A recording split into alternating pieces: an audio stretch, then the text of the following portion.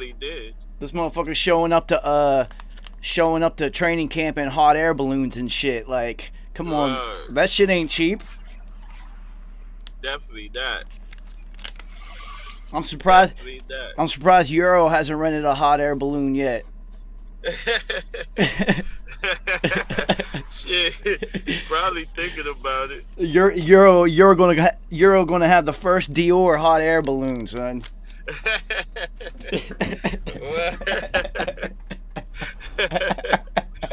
a fact. That's a fact, son. Oh, that shit is hilarious. That nigga does the most. Oh my god. Yo, you know it would be real funny if he broke out the cranberry Dior. It's over, son. I'm not talking to nobody ever again. The cranberry Dior. He gonna break out the cranberry Dior and the blueberry Dior. Yeah, this nigga is crazy, son. He is crazy. I ain't gonna lie. Woo! Crazy with it, son. We all in here, and I could not be more hyped because this was one dope ass week of fucking football, man. Yes, sir. Yes, sir. Certainly was. Yo, so we got like 30 seconds or whatever. I'm not even gonna play the theme song. We gonna hop right into this shit because I was. What? Mm-hmm. What, you want me to play the theme song, Kerry? I'll play the theme song. You're not getting teamed up, son? Oh, that's it. I got. Yo, it is 8 o'clock. Welcome to Gray Matter, where everything is black and white, including us motherfuckers. So, since Kerry requested it, I'm gonna play our motherfucking theme song if I can find it. What did I do with it? Get it. Let's go. 333. Let's go. R.I.P.P. Don P. PhD. Yo. I said, R.I.P. TV. Tell the homie. Mob Deep Mondays, that's everyday, thoughty. It's all for the community. That's what P showed me. We lost without the unity. Where the fuck is the OGs? R.I.P.P. God bless the real. Only for the righteous. The rest will go to hell. Flipping through the book of Revelation, figure it out. Transliterate the translation, do it yourself. It's the last days, life is a test and we in a cage. Concrete jungle, everyday struggle. Fuck the pain, I'm on some HNIC shit. A Hellion 3 shit. If you don't know what I mean, you was never G. Real shit, R.I.P. Yo, P, play that beat back. 333. Burn some weed, we repeat that. Shake me up a Tuka pack. Break me off a 20 piece. I'm gone, never looking back. Y'all can't talk to me. R.I.P. TV. Tell the homie, Mob Deep Mondays, that's everyday, thoughty. It's all for the community, that's what P showed me. We lost without the unity, where the fuck is the OGs? Like the weed, play some IMD for me. It's hell on earth for real, but y'all don't wanna see paper trail politics. All the shit was prophecy, strictly for the family. Peace to the prodigy. R.I.P.P. I sleep when it's time for me. Dope dreams bring the skizzy, pour the Hennessy. Searching for some inner peace, couple hundred G's. Deadly weapons and some weed just for you and me. R.I.P.P. I sleep when it's time for me. Dope dreams bring the skizzy, pour the Hennessy. Searching for some inner peace, couple hundred G's. Deadly weapons and some weed just for you and me. Yo. Word. Yo, so Kerry, tell me you didn't feel like we was back in 2001 with all those cars going by? It sounded like the mixtapes from 2001, right? DJ Whiteout. Yo, so clearly we have to talk about Antonio Brown before we even talk about any football that happened this week because this shit is retarded. Yeah, man. This ain't even fair no more, man. It's not even fair. Like, it's already bad that they had a squad already. Now they add Antonio Brown. That's kind of crazy. Yo, it's like Tampa Bay just went to the junkyard real quick to see what kind of parts they could pick up and found a fucking Ferrari fully loaded. Yeah, man. They you know what's crazy? A, he's already got a rapport with Tom, so you know he respects him. And B, Kerry, me and Nice were just talking about this. Yo, given his age, this is his last chance to get a big contract. And you know all them hot air balloon rides he took to training camp, he ran out of money. Yeah. So this is going to be... Bruce Arians fucks with him, you know what I'm saying? And he's willing to give... Like, he's the coach who's willing to give you a shot. You know what I'm saying? And outside of Bill, outside of Bill Belichick, I mean, Arians will get shot. You know what I mean? So. Well, he also already said anything, any mistake, any discrepancy, any lack of effort, he's gone. It's only going to cost him $2 million. That ain't nothing in the NFL. Who gives a fuck? And this is, just like they said, this is a perfect insurance because Mike Evans has been limping up and down the field for the last 3 weeks, and now Chris Godwin's out for 3 weeks with a broken finger. Mm-hmm. So he can slide right in Godwin's spot and eat up those reps, and then whenever the full breath is back, then Scotty Miller can go back and sit on the end of the bench where he fucking belongs. Yeah, yeah. Practice player. And even Scotty Miller is a good player. Well, no, don't. Apparently, Scotty Miller is Nice's guy. I had no idea that was your guy. Nice. He's not my. That's TB12 effect right there. That's TB12. That's Tom making someone better than they are. I mean, let's think about it. Kimbrell Tompkins had like a career. You know what I'm saying? Come on. Yeah, he's not my guy. He just, he comes up with big plays. Yo, Tom Brady won a fucking Super Bowl with Jabbar Gaffney. Like, come on, man. So this is what Tom Brady does. Yo, and went to Jabbar Gaffney a few times. Like, exactly. Exactly. But I will say this, Max Kellerman saying Tom Brady's going to fall off the cliff 6 years ago and all that dumb shit, and everybody's saying Tom is toast because he wasn't throwing the ball and his completion percentage and all that shit. It goes to show you that it was all the lack of receivers in New England, because that throw to Scotty Miller in the corner was absolute fucking perfection. Yeah, he placed that. He couldn't place it no better than that. It couldn't get placed any better than that. That looked like a Russell Wilson throw. Yeah. Plus, his arm is going to be nice and loose. He's chilling in Florida. It's not like he's in cold-ass Massachusetts. He is chilling. Yeah, they, like I texted Kerry, I try not to, text during the week too much, but when I saw that, I said, Tampa Bay has pushed their chips all in on this season. They're going all in. And they're smart, too. You got, maybe 2-3 years of Tom. You better fucking maximize that shit. Yeah, it's Super Bowl or bust, man.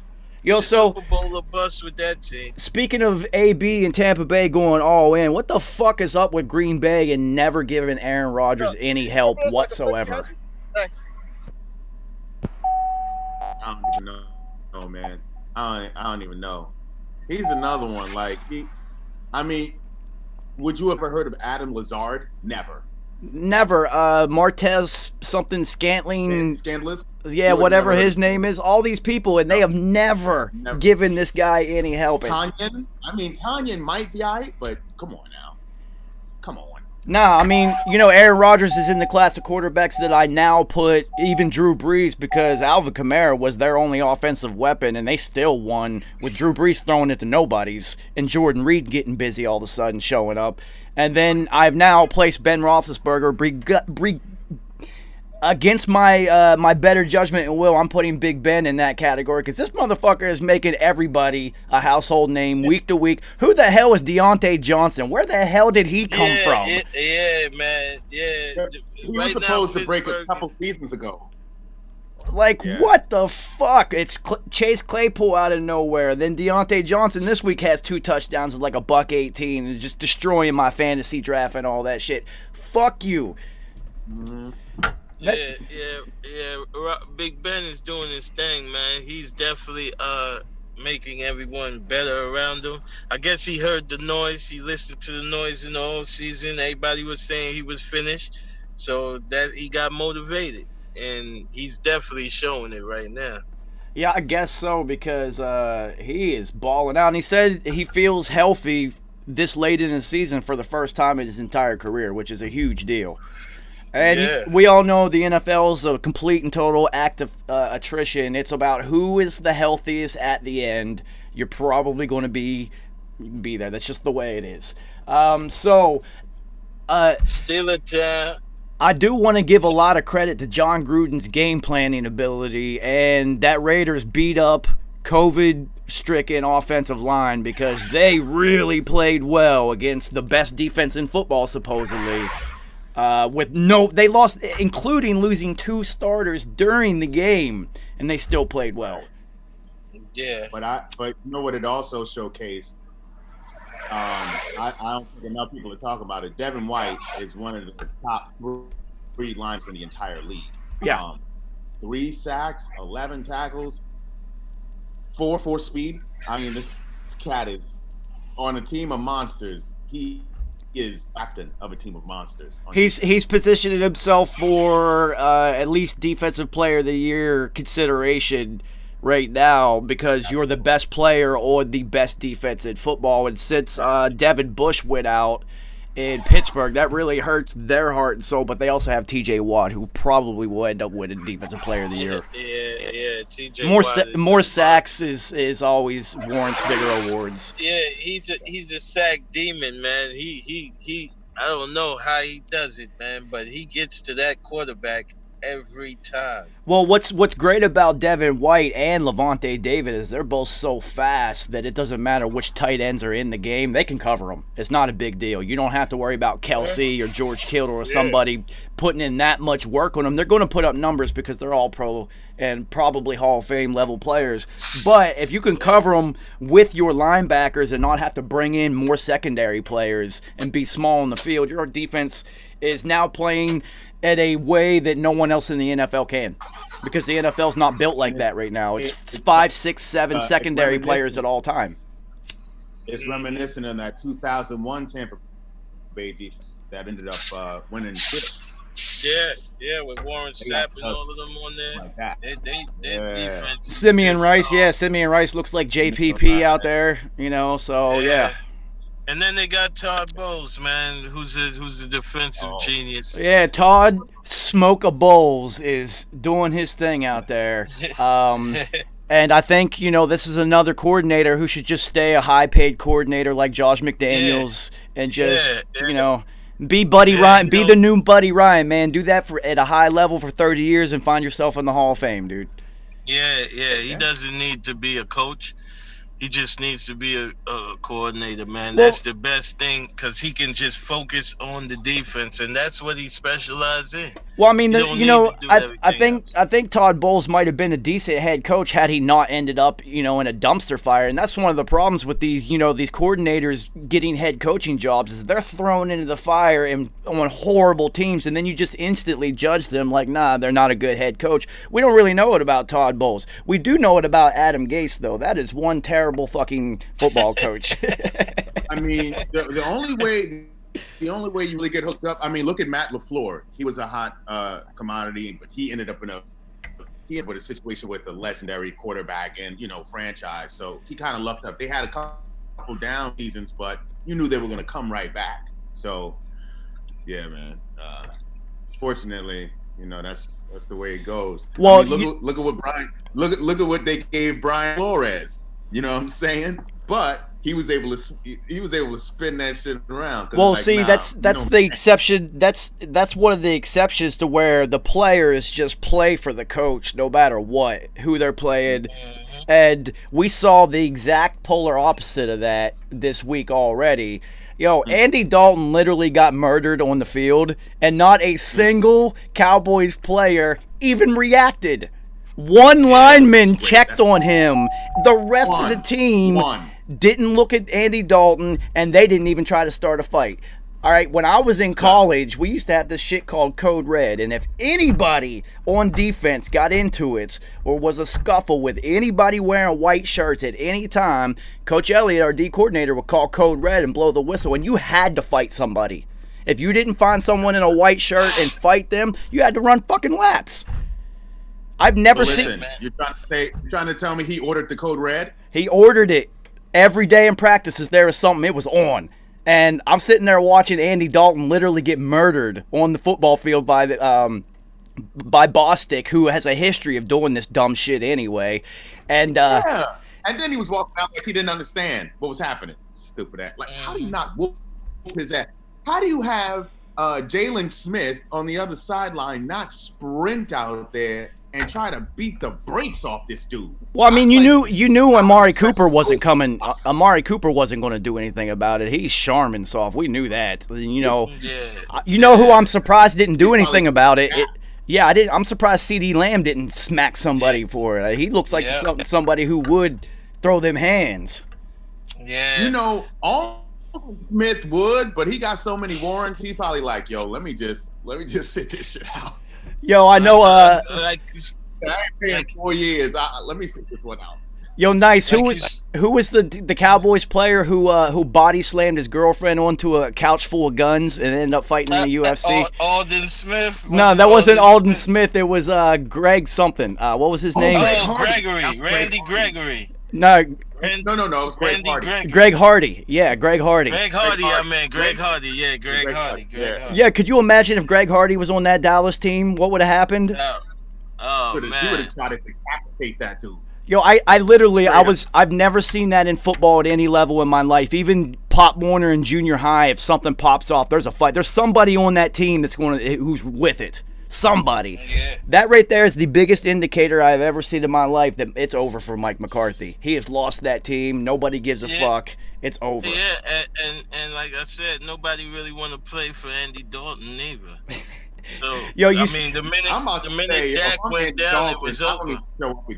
Yo, Kerry, did you see Andy? I don't show up again. Did you see Andy Dalton yelling at his offensive line before that hit happened though?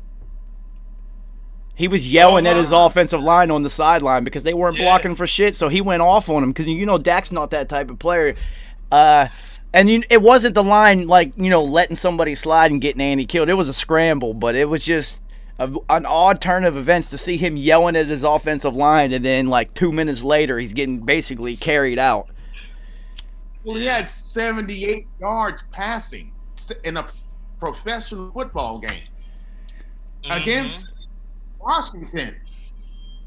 So, I'd be pretty heated, too. With all those studs he has a receiver, 78 yards? Yeah, I'd be pretty pissed, too. Yo, so what was your favorite long run moment of the week? Was it Danny Dum Dum having a 20-yard cushion and tackling himself? That was the blooper of the week, though. He completely tripped himself. Yo, nice. I texted Kerry as soon as it happened. I said, yo, he looks like a 4-year-old running downhill who can't keep up with himself. Yeah, he completely lost control. You know what mine is? It's DK Metcalf all day, all year. Best play I've seen all year. Yo, nice. I was going to bring that up. DK Metcalf is now my guy. He is now my favorite NFL player not named Tom Brady simply because of that play alone. There was so much effort in that alone. 1 week, or was it 1 or 2 weeks after he lacked effort on a clear touchdown catch and got the ball punched out of him at the goal line. And look at how he switched his mentality, and he didn't even have the fucking ball in his hands, man. Yeah, he's an absolute beast, man. I said it from the beginning. He's an absolute beast. Every kid who ever suits up. I show that tape to every kid who wanted on a uniform. All right, so here's the craziest part about it. You got to look at the physics of it alone. Budda Baker jumps the route and catches it moving forward. Yes. DK Metcalf stops as he catches it and has to take off from a standing point and is 24 yards of actual space away from him because he ran 114.8 yards to Budda Baker's 90, and he still caught him. I have never seen something like that in my entire fucking life. Budda Baker runs a 4.4. He's a freak athlete, man. I mean, seeing how they played in college, man, was amazing to watch him and A.J. Brown together. They were amazing in college. All right, so let me ask you guys something. They're just monsters, man. Could you name another superstar wide receiver that would have done that makes that play? A, that is physically capable of doing that, and B, also would have put in the effort, because most receivers would have just been like, fuck it. It would have quit. That's why I don't really see any. That's what I'm saying. I can't name any. Larry Fitzgerald tried to walk James Harrison down in the Super Bowl. Yeah, Fitzy did run about 140 yards. Yeah, he just didn't have enough speed. Yeah, DK Metcalf, that was different, man. That was different. That was I've never seen anything like that in my life. I remember in high school, I was running a slant in the end zone, and our quarterback threw a pick, and the guy took it 100 yards the other way. I didn't even take one step to try to chase him, and I could have caught him. I was pissed. I was like, yo, fuck that shit. I'm not trying to catch him. I want them to score so we can go right back on offense and I can get back in the end zone. Yeah. That's crazy. So, man, that shit was incredible. I've never seen anything like it. He is now my guy. He's not nicest guy anymore. He's my guy. DK Metcalf is my guy. Carson Wentz, what the fuck is up with this dude? Are the highs worth the lows with him? I mean, like I said, man, Carson Wentz I keep saying it, he needs to go on another team with a more disciplined coach that can really sit him the fuck down and let him know, like, all right, play the game this way. Because he has the talent to do it. All right. I just had an ill high thought. So what if Carson Wentz ends up in New England after this year? That would be a perfect place for him. That would, he wouldn't be able to do anything like he's doing now with the hoodie. It's not gonna happen. Who's he throwing to? Who on New England could get open? Who's he throwing to? I mean, who's he throwing to in Philly right now? Year older. We see what N'Keal Harry is. Who's he throwing to? Yeah, but who's he throwing to in Philly right now? He's throwing to ex-Cougar Greg Ward, who lit the G's up, had a touchdown. I mean, this guy Fulgham seems like some 6'4", 5". He's getting open, and he's gonna have Alshon back. He's not gonna have Deshaun for a bit because he got folded up.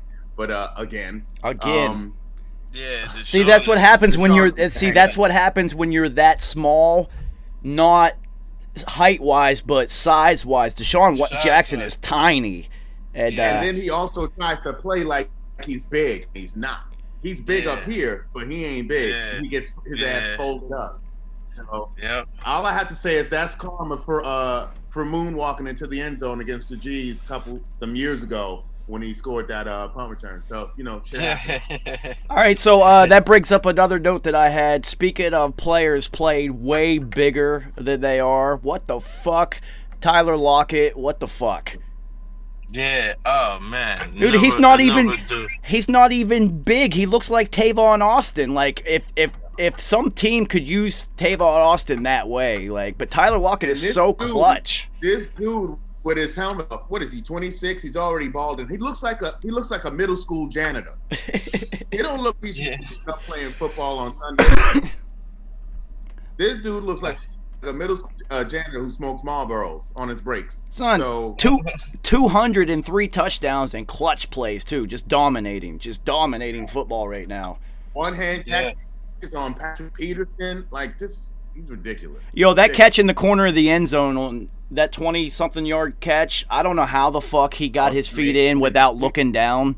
That was incredible. Like I texted you, and for those in the chat, if you are too young to know this name, Tyler Lockett has to be related to Brandon Lloyd somehow. And if you guys are too young to know who the fuck Brandon Lloyd is, just YouTube Brandon Lloyd highlights and be amazed. Because all he did is make difficult catches. It was retarded. Straight up. It was literally like a Madden player. He just made the highlight circus catches all the fucking time. It was retarded.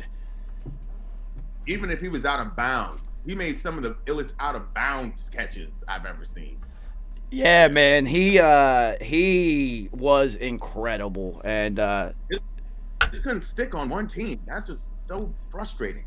Yeah, it's like he couldn't do he couldn't do normal football. He just couldn't do the things that you need to do to stick on a team. But if you threw it in his catch radius anywhere, he's going to fucking catch it. He would have been perfect for Eli Manning. Are you kidding me? He would have been amazing with Eli. Yeah, but fucking Aaron Rodgers, who can put the ball literally wherever you need to, knowing that Brandon Lloyd can catch it fucking 7 feet out of bounds somehow. Brandon Lloyd was that dude. So the Giants, man, what do you think? I mean, it's the Eagles, it's the Giants. I don't even know what to think about these teams at this point. I mean, it's everyone is trying to give it to everyone else. It's just like, you take it. No, you take it. No, please. Dallas is literally just saying, we ain't going to do shit, so it doesn't even matter. There's no Dak. We're not even trying. Washington with Kyle Allen and the move, I keep telling people that move that Riverboat Ron did to go for 2 points against the G's to win the game is changing the attitude of these players. They feel like he believes in them. It's coming off cancer. These cats are going to be playing inspired football. Yeah. Point blank period. So it may actually come down to Washington and Philly. Well, I think it's going to come down to Washington, and no one's going to call that because they just looked like they were going to be a dumpster fire at the beginning of the season for every perceivable reason other than football. Let me tell you, the attitude in Washington is different now. Well, it's Riverboat Ron. He's always had teams that would overperform. Mm-hmm. And everywhere he's gone, his teams have overperformed their roster. That is for sure. So, and his willingness to gamble. Listen, in football, if you're willing to gamble, this is not like Vegas. The odds are not stacked against you. In football, if you're willing to gamble, it always pays off.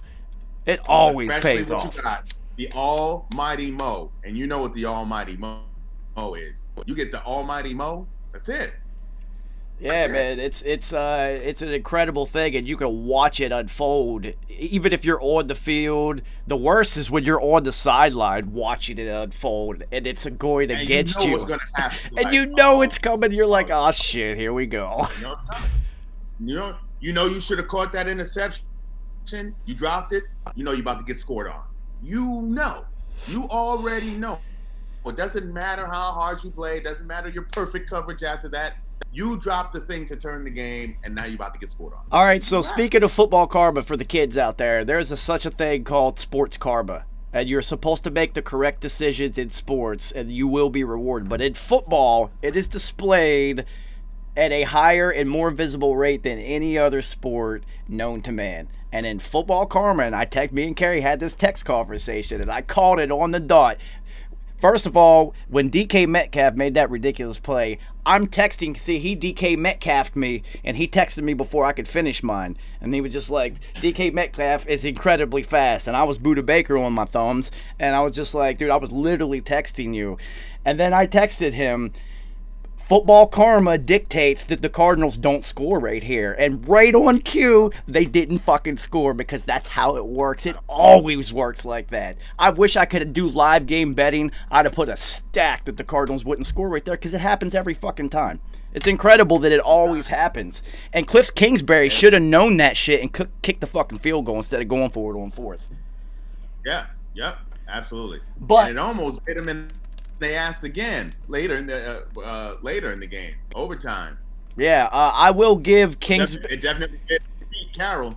Yeah, I will give Kingsbury credit, and I don't know if I'm going to give Kingsbury so much credit, and I'm actually going to give more credit to Larry Fitzgerald, not only for that last catch or that last run to Edmonds, because the Cardinals were smart to keep running draw plays because the Seahawks were in a double safety back, preventing anything deep, and their defense sucks anyway. So, and then they constantly had to spy Kyler Murray because he can take off at any given moment because he's probably the fastest player on the field when he gets the ball. So, the running lanes were wide open, and they ran 2 draws out of 5 plays, 2 running plays with no timeouts. This was masterfully executed.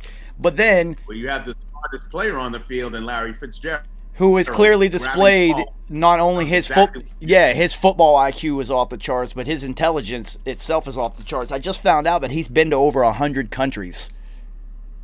100 countries. Yeah, this is a very well-versed and educated individual.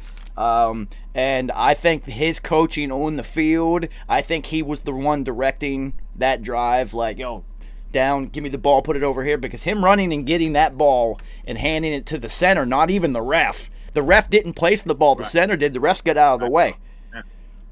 That was incredible. Extremely well executed. He's the type of player to not just be a GM, but like a future owner of a franchise. Yeah, I think You know what that's I mean? I think that's what he's going to end up doing, and it'll probably end up with the Cardinals because he's so well thought of and beloved in Arizona. Why would you leave anywhere? Legend. He's a living legend. So now the discussion has begun on ESPN and NFL.com as how close is Fitz now to being the GOAT. Ooh. So I'll play the devil's advocate because it's almost sacrilege to say that somebody is better than Jerry Rice. That's the one player that you just don't even mention somebody else's name. Even Randy Moss, you're just like, no, Randy could have been. People have mentioned Randy's. Randy could have been, Yeah. but Yeah, right. you know that lack of effort and those couple years of not producing really hurt his And chance. He gave a couple seasons away. He gave a couple seasons away.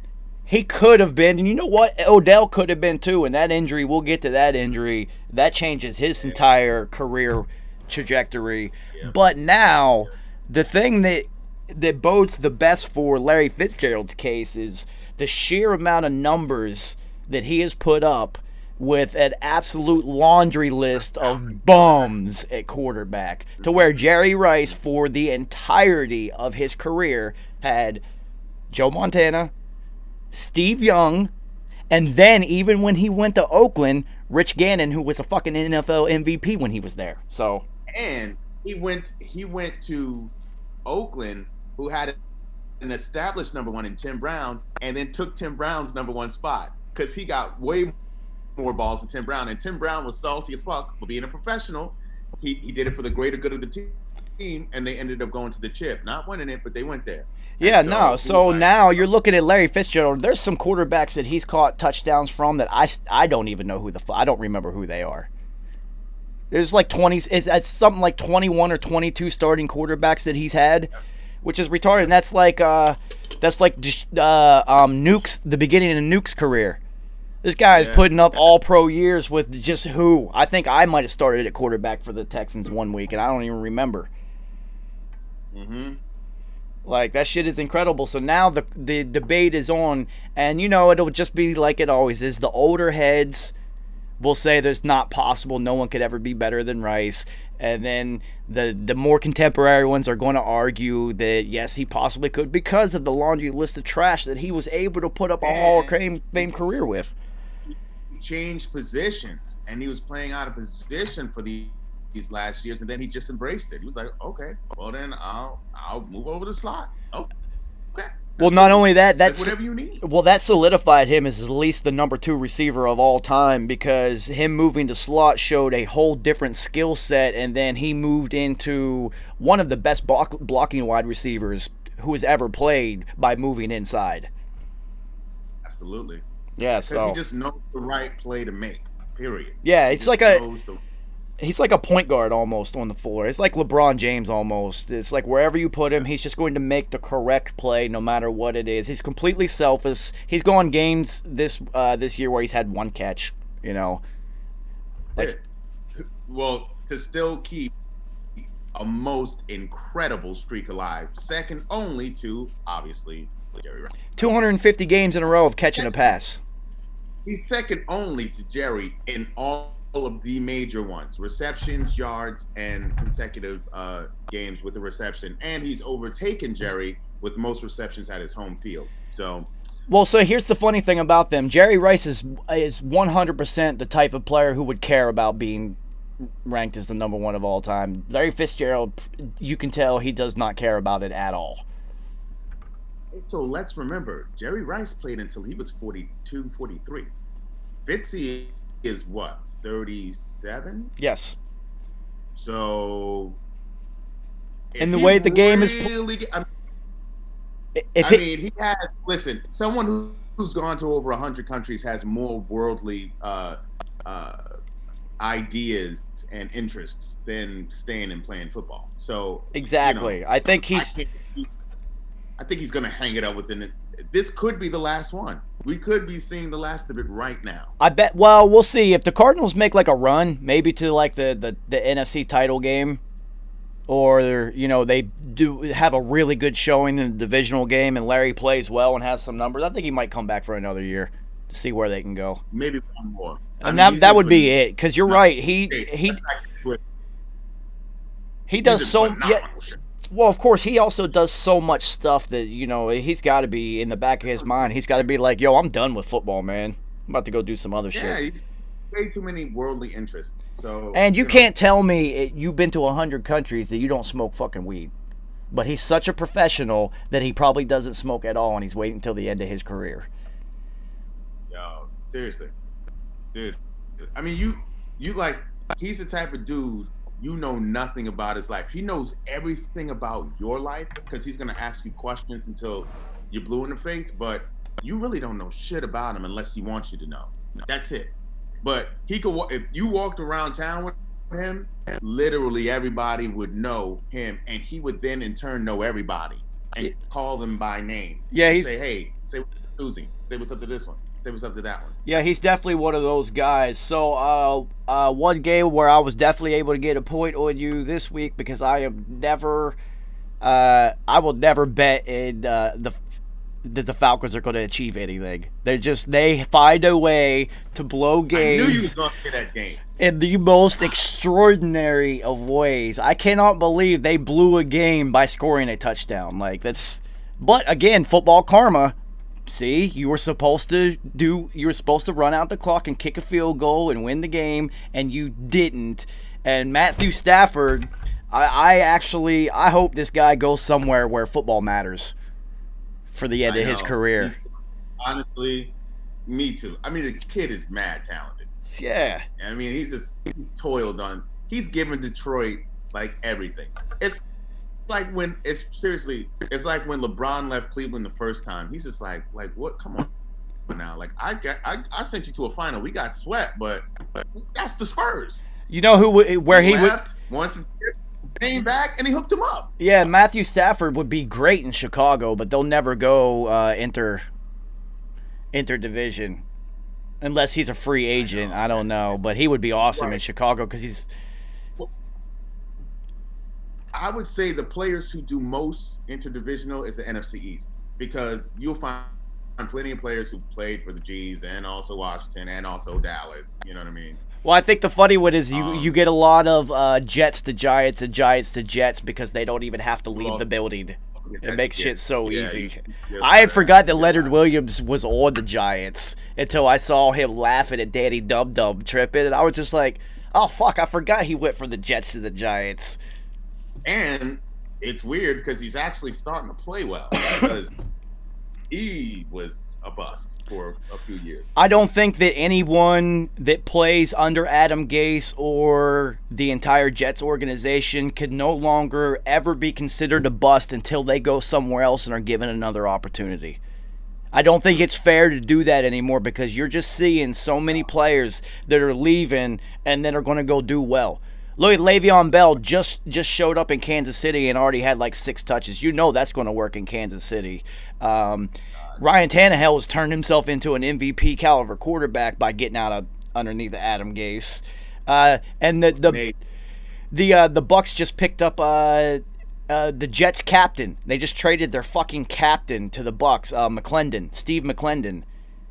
Oh yeah, I saw that. You know, and he already had like 3 QB pressures and a hit and all that and he just got dropped into it. So it's just like, I will no longer judge any Jets players until they leave the Jets organization. Unless I'm talking to Nice, I'm going to instantly judge them. Well, I mean, Geno Smith is pretty much shown. That doesn't count. That doesn't count because I knew Geno Smith was trash in college because he's a WVU guy, and I watched him blow so many important games with like 5 pick game. Yo, I went to the Pinstripe Bowl twice and watched this bum get the second time they've lost. He had 5 interceptions against Syracuse. How do you give Eli's streak to that dude? I mean, that dude.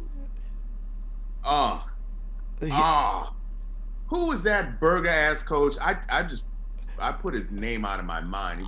I was just about to ask you what that guy's doing with his life now because I put his Ben? Is it like Ben? It was some stupidness. All right, so Kerry, I got. Just gave. Hold on, we got less than a minute on this call, so I'm gonna hang up and then send you a new link before it hangs up.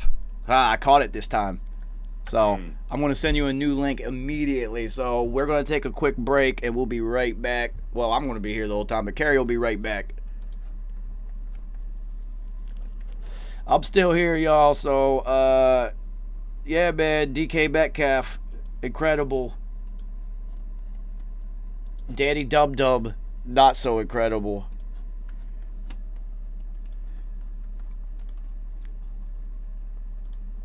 Colton, send me your email. I'll send you the link if you want to hop in. With me and Kerry. I can't remember what it is.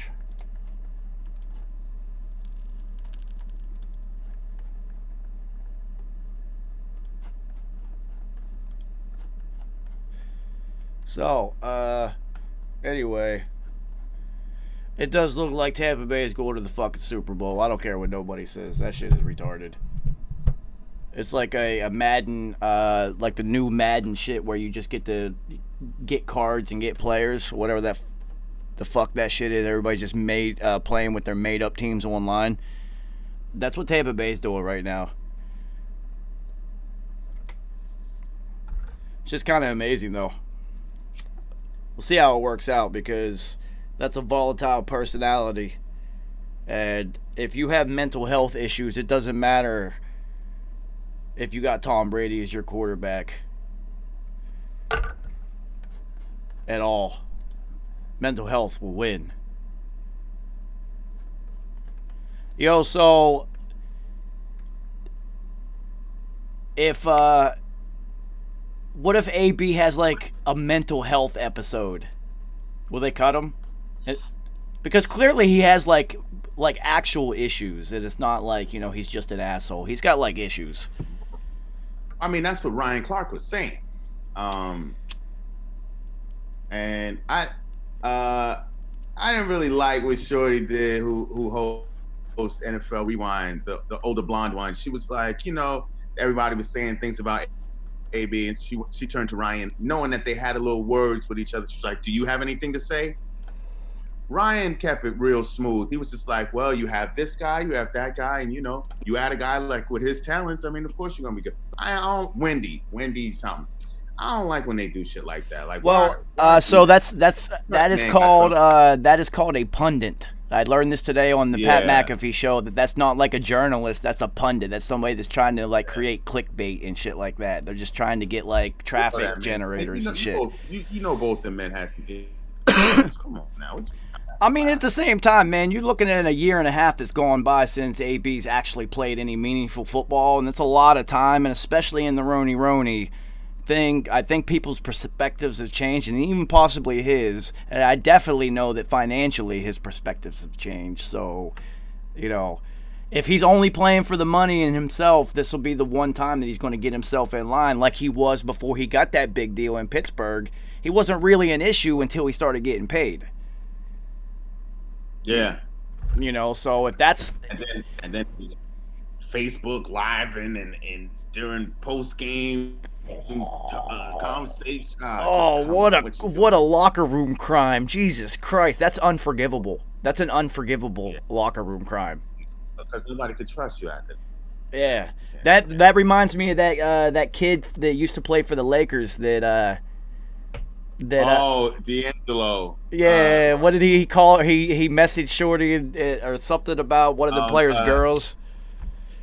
Yeah, he did that to Nick. What's his name? Oh, Nick Young, yeah. Young, yeah. When he was with the Azalea chick. Yeah, what a burst. See, that got him shipped right out of town, man. Like, you can't be trusted. You can't. The locker room is a sacred place, so I don't know why you would want to fuck with that. And I don't think AB's actually going to be an issue at all because there's just too much on the line. Yeah. Tampa Bay is literally like, listen, man, we're in here to win Super. It's Tom.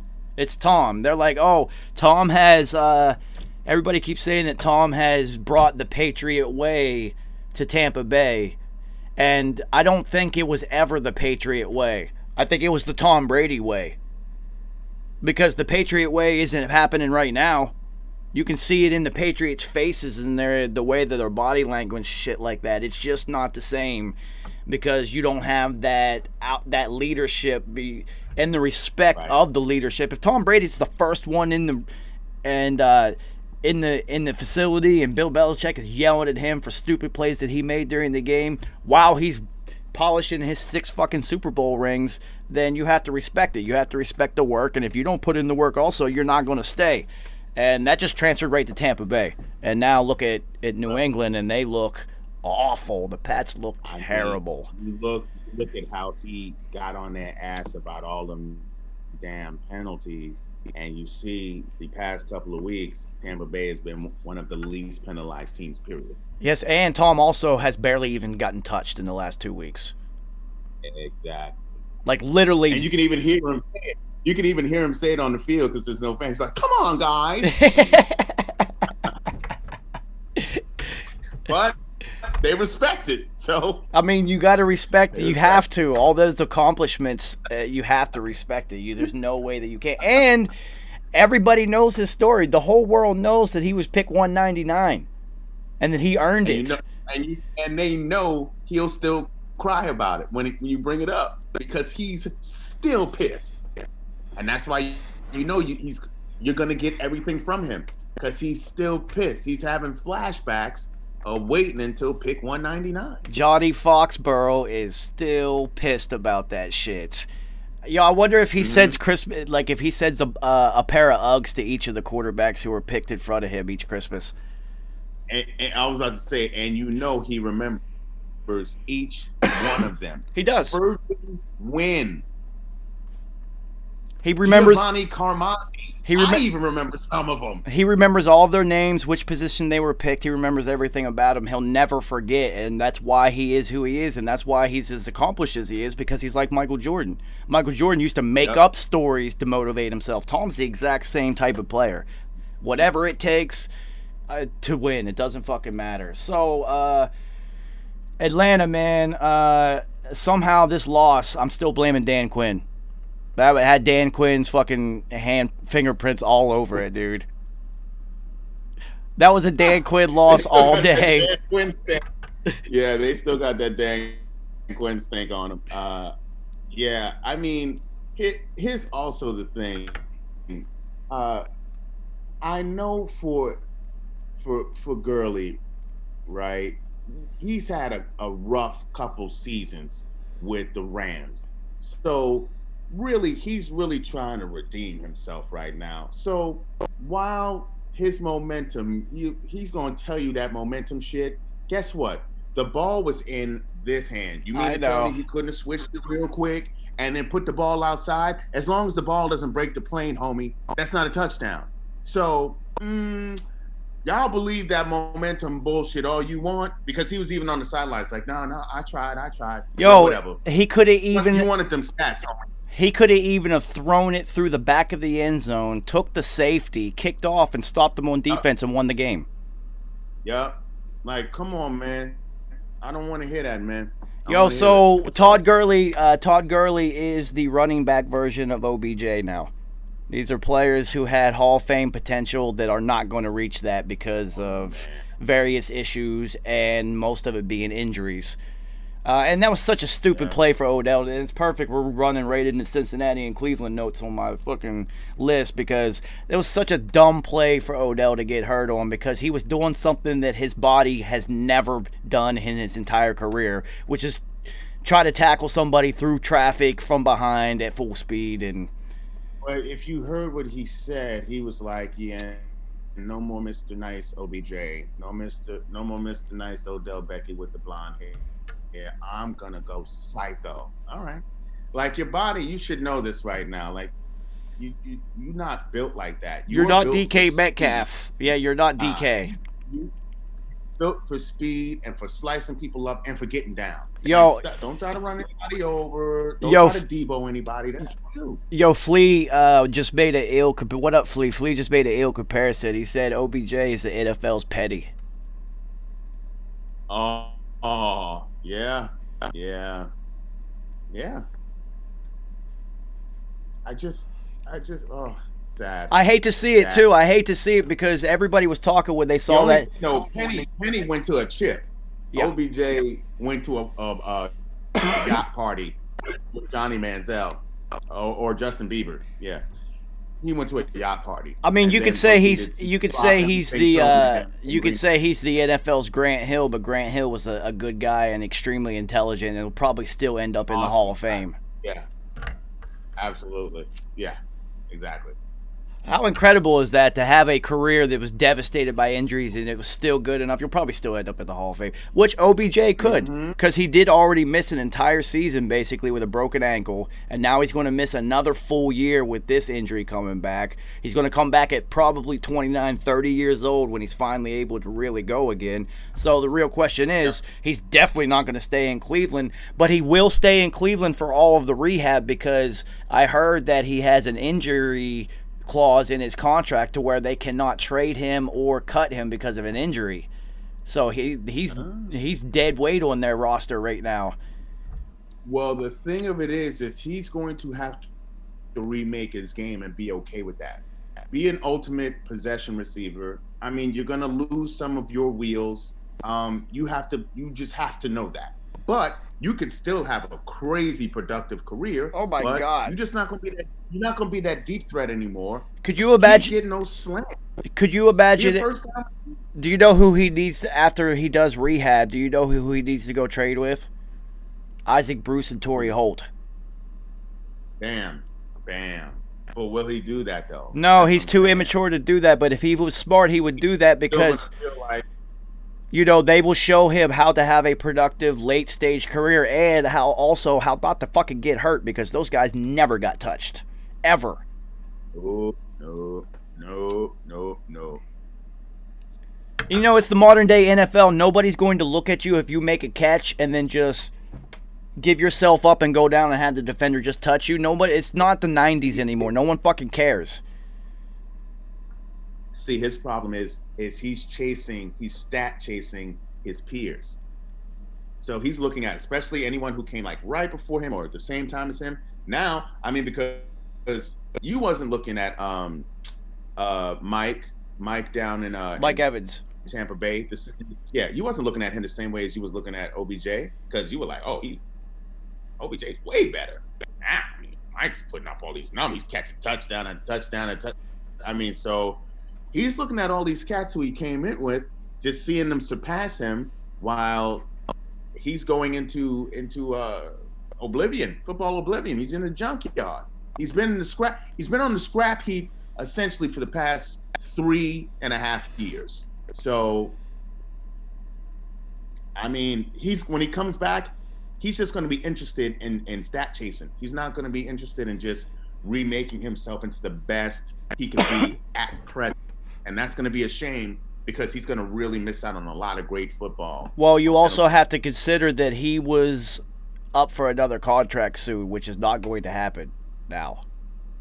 The big contract he was looking for post-Cleveland or re-upping with Cleveland, which probably wasn't going to happen, is not going to happen now. So you're going to have a prove-it year. He might have to sign a 1-year prove-it deal with somebody and prove that he can not only physically play the NFL game, but mentally still fit on a team because what a waste, dude. I can't think of another wasted talent like this that we've watched just waste away right in front of us. It's not even, it's a multitude of things. Bad quarterback play, bad offenses around him, injuries, bad attitude. Like, it's just so much shit. It's ruined his whole fucking career. That's only, what's going to be sad, Kerry, is only people who watched him play are going to remember him. Yeah. He won't be remembered in history other than that catch against Dallas being shown on highlight reels for the rest of football history. That's it. He's going to remember for that one play. That's the one play that blew him up and made him an international star, and that's the one play that cursed him. It did curse him. He will never live up to that ever again. That's it. That was it. It was incredible. I've never seen this before. It's like, it's almost the only time I can remember somebody of that magnitude of talent that the talent got wasted would be Bo Jackson because of his injury, because his injury just changed his whole life. And Len Bias because he never got to He died. fulfill his unlimited potential. Yeah. Fucking Len Bias. You know, but this is so I mean where's Talk about a guy who went head to head with Jordan. He was buddies with Jordan. I don't think a lot of people know that story. And then they went head to head in college, and Len got Jordan once. Jordan got him back. But then Len was like player of the year, and like they used to hang out in the summertime. Like this was set up to be a true like Jordan never felt like he had a true rival. He would have had something with Len Bias. There'd have been something there with Len Bias. Yeah, because you know what? Because Jordan never had like an overall rival. He had like the donkey rival in Dominique, and then he had like the mythical rival that he had to overcome, the David to his the Goliath to his David, and the whole Pistons team. It wasn't even just one person. And then he had his like social beef with Isaiah, which still carries on to this day. And but like physically, there was never anyone that could match what Jordan was, except Len Bias. Yeah. Or another name too, who never actually got a chance to live up to their potential, Reggie Lewis. The Celtics were kind of snake bitten there for a while, but Reggie Lewis, because Reggie Lewis was making All-Stars, and it looked like Reggie Lewis is the next Celtic great. He's gonna go to the Hall of Fame, and then. Yo, that's crazy that I remember watching both Reggie Lewis and Loyola Marymount. What was the dude that Hank Gathers? Hank Gathers. I remember watching both. No, it was Hank Gathers, and that was Bo Kimball. Bo Kimball, but I'm saying Reggie. I remember watching both of them die on the court live. I was watching both of those games. Oh, tough. Yeah. Tough to see. I saw Reggie Lewis, but I didn't see. I saw Hank Gathers in replay, but I saw the Reggie Lewis one when it happened. That shit was crazy. No, I was all into Bo Kimball back then for some reason. And they had this little white dude named Jeff Fryer who was the first Steph Curry because this little white kid was pulling up from 35 and 40 feet in college, and no one was doing that. How tall was he? Like my size. Fucking retarded. And he was doing that because nobody was trying to block his shot out there. Yeah, I know, but they was doing it for Hank though, and he was banging away, man. Anyway, back to football because that's what we talk about. R.I.P. Hank Gathers, man. It led Bias. Unfulfilled potential. That's incredible. Reggie Lewis. But yeah, OBJ, man, I don't know where he goes from here. I don't know where a good fit. I think a good fit for him is wherever Aaron Rodgers ends up. That's where he should go. Depending on how much longer Aaron's going to play. But a good fit for him would have been Drew Brees. I mean, the system they run, quick strike, that would have been perfect. That's a good pick. That would have been nice for him. But Drew's done after this year, so that's over. Yeah, Drew's done, yeah. So. So the other side of that coin, that game, Cincinnati and Cleveland, the battle for the Rust Belt was actually a really good fucking game, man. Wow. What a shootout. Yeah, Joey Bag of Donuts, man. The legend just grows. Every time, the legend just grows. See, he's the type of player. Watch this cat. He's the type of player that's going to force a shit defense to play better.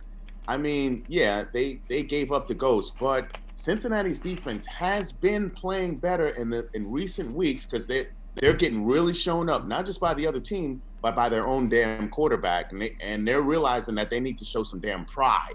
And finally, it's starting to come to the surface. So, so this is a funny thing that I've noticed because it's because of the markets that they're in. Oh, that came out really country of me. The markets that they're, you heard that.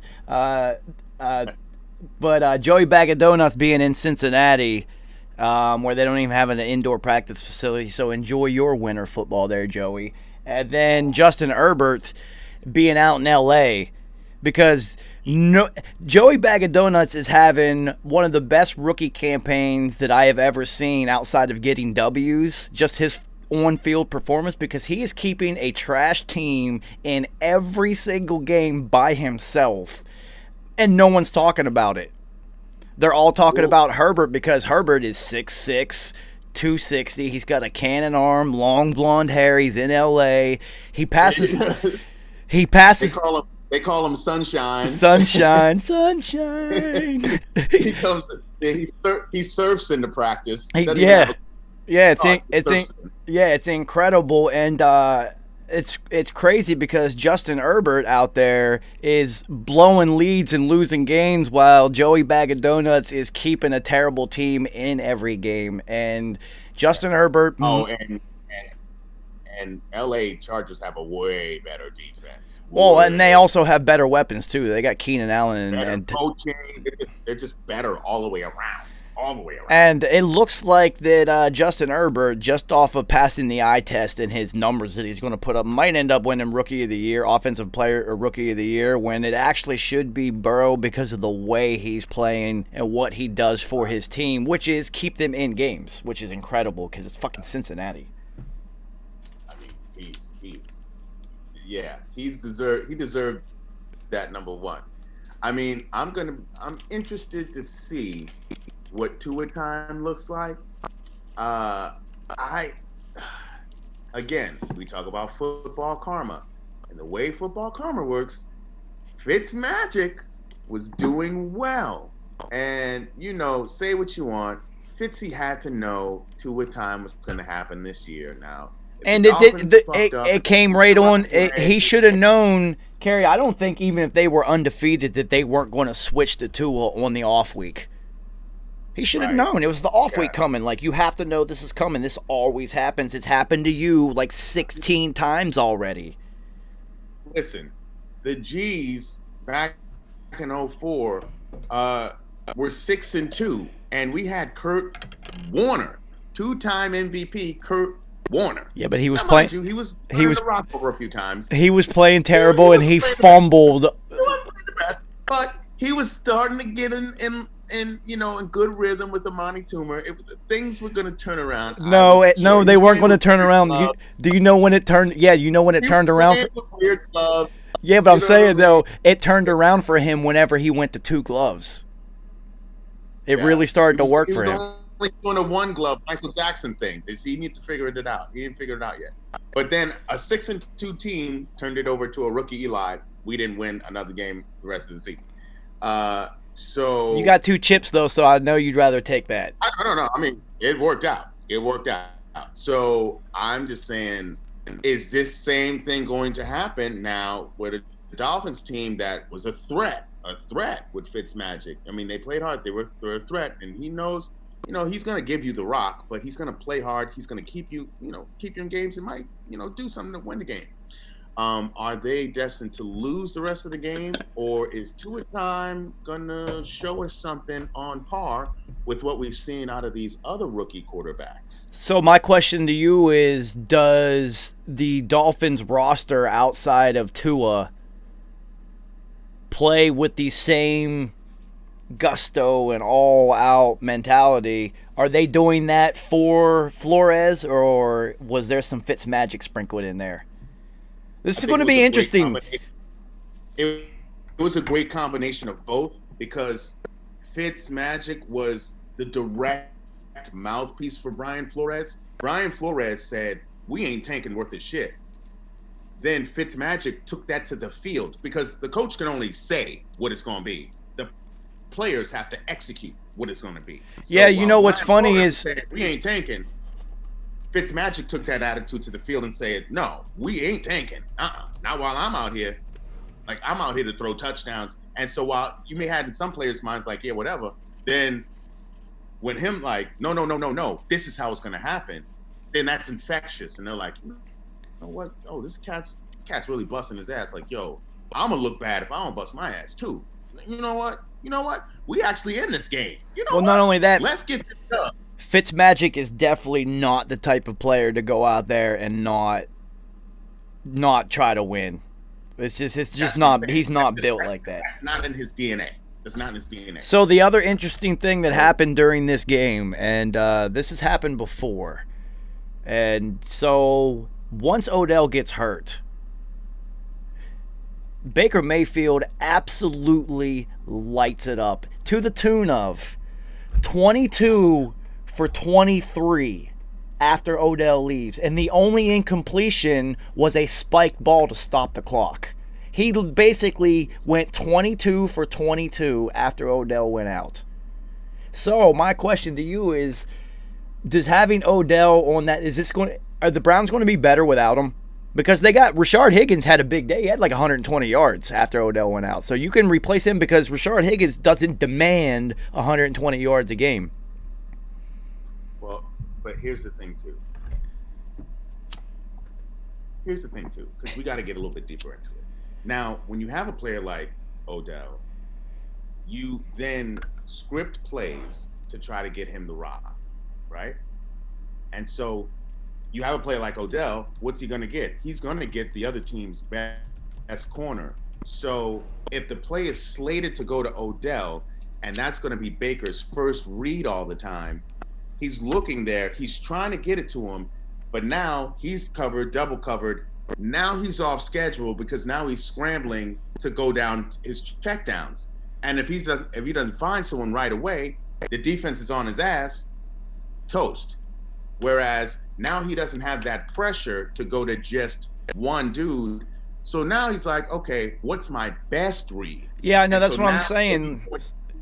Best read, he's getting the ball out faster, which that's his problem. He doesn't get the ball out fast enough, and it was because it was like trying to force feed Odell. But that's also scheming too, because remember they played against Dallas, even though Dallas is dumpster fire. What did they do? They got him on reverses. They got the ball to Odell in different ways that didn't put as much pressure on Baker to get him the ball. It was more the scheme and the play itself. Now, when you put the pressure on Baker to get him the ball, that makes him hold the ball longer, which gets Baker in trouble. So, are they going to be better without him?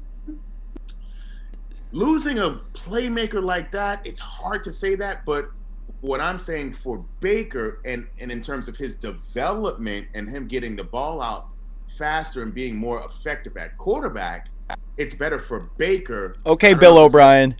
Better for Yeah, that's a Bill O'Brien move. I'm going to get rid of the best player on the field so that. But honestly, this frees Baker up to play quarterback and not I have to feed Odell and make him happy, because with Odell, in order to utilize his otherworldly talent, you do have to feed him early to get him in the game. He is very Randy Moss-ish. You have to get them involved to keep them interested, because they are so good that they will become disinterested because they can turn it on whenever they feel like it. It's nothing. And it's hard to have a player that's that talented. You do have to feed their ego, and the best way to feed their ego, dude, I would have let them return punts. Fuck it. Go back there, return punts. Yeah, and he would have loved it because he feels like he can return every kick. And so, he's never going to muff one. It's Odell. No. Right. Ever. Yeah. So I do that for him. I actually think, people are so scared, but they forget Tim Brown used to do it. It was an all-pro receiver returning punts and kicks. He's the last one to do it, really, on a consistent basis. But because they were so afraid getting hurt. I mean, but you look at certain guys, like certain guys just don't get hurt back there because they just do it so often. Devin Hester never got hurt returning kicks. Devin Hester got hurt playing defense. Darren Sproles Hester got hurt playing wide receiver. He Sproles didn't get hurt returning kicks. Yeah, Darren Sproles never got hurt returning kicks or punt returns. He got hurt playing running back because he was my size. Playing running back. Yeah, playing running back. He didn't get hurt returning kicks. See, that's where they mess up in the mind. They're like, this is a person who has this specialized skill. They're not going to get hurt. It is returning punts especially is a whole different skill set. Yeah, it's a whole nother beast. You're not going to get hurt doing that. Yeah, I would have.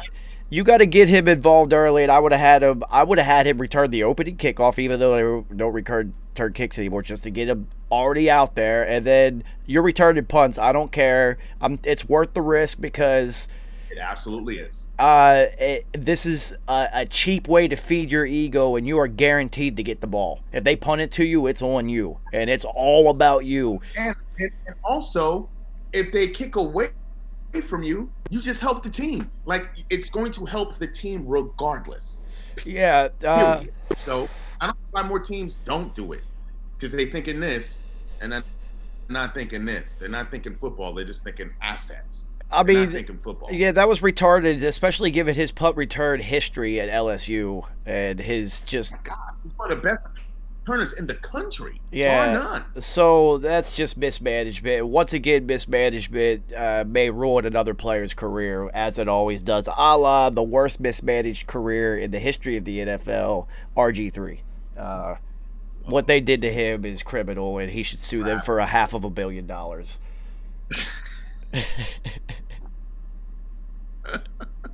was a big time travesty. Dude, that was the worst shit I've ever seen. They made him go out there and play on a fucking torn ACL. Here, go back there and plant once. Just once. We're going to ruin your career. We got Kirk Cousins. We like Captain Kirk back here. We like the white quarterback. That's Dan Snyder for you. The Shanahan curse. Yeah, crazy. Man. So, Shanahan boys did him dirty. yeah, so it'll be real interesting to see where the Browns offense goes moving forward, because they are down Nick Chubb already, and now you're down Odell. So you're down basically your two best offensive weapons, but you have Kareem Hunt and Rashard Higgins to fill in, so you have competent. Now, the other kid, People's Champ, who caught the winning touchdown, what's his name? I Am the People's? Yeah, I am the People's Champ. I need to check this cat out more, because I mean, crucial catch, crunch time situation. Baker trusted him to throw him the rock. He threw it, and he wasn't butt naked either. He was covered, so Baker trusted him. Maybe somebody to look at, fantasy wise, just somebody to keep your eye on, because Higgins is going to be Higgins, but this People's Cat might be somebody to. Well, I mean, what I'm learning in this fantasy thing is just in real life football, it is all about matchups. So now Higgins is going to garner attention from their number 2 corner, and if it's a Bill Belichick team, that would be your number 1 corner, and then the number 2 corner is going to cover Landry with some outside help from either an outside backer or a safety over top. So then you now bump down to the third. Yeah, the third one, which is going to be the People's Pope, whatever his name is, because that you're right. That was a very, very crunch time situation, and he came up big, and that means that in the next crunch time situation, the ball's coming his way again, guaranteed. Guaranteed. So yeah, this will be real interesting. Brought up Herbert, and Yeah. I just wanted to talk on his ridiculous game, because there's two sides to that. I mean, yeah, he was playing Jacksonville, who's obviously given up, but also given up, but not given up. The players haven't given up. The organization definitely gave up. The players are still playing hard. A mustachioed Minshew is still trying to do his very best, and Jay Robinson is running that rock hard. He's a rookie. He's running hard. Robinson, Keaton Cole Jr. is balling, and then so is the other one. Chark is a beast. Chark Jr., yeah. Chark, and then D.D. Westbrook is also on their team, who I thought would be getting more attention and more looks, but I'm also not watching the Jags play this year, so I don't fucking know what he's doing. Yeah, you know what? I'll be honest with you. If I'm San Francisco, I try to get D.D. Westbrook. Get him out of Jacksonville. San Francisco needs more offensive help. I would just try to figure that out somehow. D.D.'s been wasted in Jacksonville his entire career. Yeah, that's what I'm saying. They'd be willing to get rid of him too, because like you said, the organization gave up. They'd totally get rid of him. That's an easy pick. San Francisco could use him. Green Bay. The Patriots could. Yeah, you know what I'm saying? The Patriots, like, yeah. Oh my God. Yo, I think the Patriots might just mail it in for the rest of the year. I think this is it. I think they're mailing it in because they just know it doesn't even matter. They had the greatest of all time, and he couldn't do anything with that roster. And now you have half of that roster sitting out or injury or have gone elsewhere to other Patriots teams a la Detroit and Miami. And now you expect Cam to that. Let me speak with Cam real quick. That first pick that he threw, I don't know if you saw it, but was that the one that popped up in the air? No, that was the third one. The first one, Okay. he literally threw it about 7 feet short. The defender had to shoestring it. It was so short. And it was like one of those throws. It literally came out of his hand and went right down to their feet. And I was just like, yo, see, this is what he looked like last year. So, well, let me touch on something that's interesting that I don't know if a lot of people are really mentioning. So he had Rona, right? Now I've known people who had Rona. Unfortunately, I've known people who died, but I know people who had it, who made it, whose lung capacity and strength hasn't yet all the way returned. Now we look at Russell Westbrook and what he did when he came back in the basketball playoffs with Rona.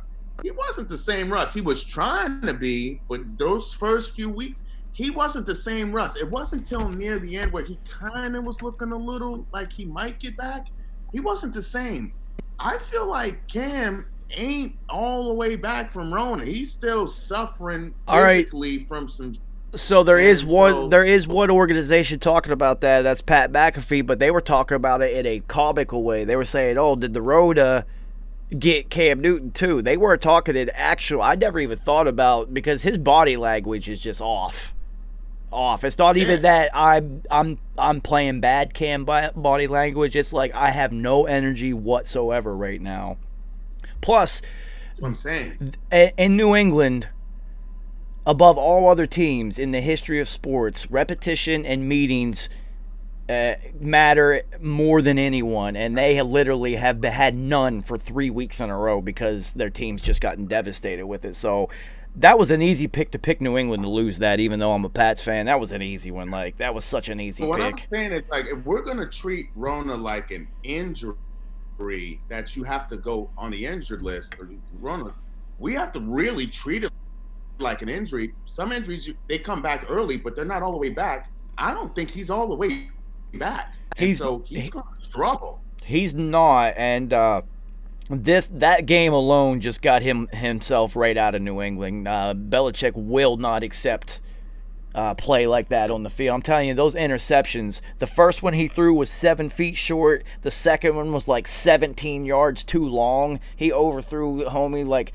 first of all, he has nobody. I don't know, who are you throwing deep balls to in New England? What the fuck was that? Jacoby Myers? Isn't that a law firm? Yeah, that is a law firm. But I think if the one player who could not afford to get Rona this season was definitely Cam. Not on your comeback trail, homie. Like, all right, so let me ask you something. You were looking to get someplace else. Let me ask you something. This is also for the first time in his career, I believe, his entire life and career, that Cam is going to have to play in bad weather conditions. Oh, yeah. And you know the hoodie. If it's a blizzard, 3 feet of snow, we're practicing outside, people, because that's what the game's going to be like. So this is the first time in his entire life he's had to go and play in cold weather consistently. It's going to be interesting. Yeah, and having a bad shoulder, which I had football injuries, and I did live in New England post-football, and when that negative 20 degree weather hits, all those injuries come right back. Like, oh shit, fuck. Not only that, but having compromised lung capacity in cold weather, no bueno. Wow. Yeah, this is all true. So, wow, this is interesting. Now look, we may actually see a lot more Jarrett Stidham down the stretch. And that's terrible, because Jarrett Stidham has proven that every time he's on the field, he's throwing a pick. It is money. He is throwing a pick. He is not the one. I don't even know how they were trying to sell us Jarrett Stidham as the starting QB at the start of the season. I don't even know how they were trying to sell that. So, I never. Yeah, no, being a Pats fan, that's just another pick in the draft where I'm just like, are you fucking kidding me? And then it just makes me think, how the fuck do we win? How are we winning all the time with this? And then you look, it's Johnny Football, because Johnny Football will just make it work. Yeah, that's true. And honestly, Kerry, it doesn't matter any football player in the history of football. If Tom Brady walks into the locker room, you are going to respect him instantaneously. like, oh shit, it's Tom Brady.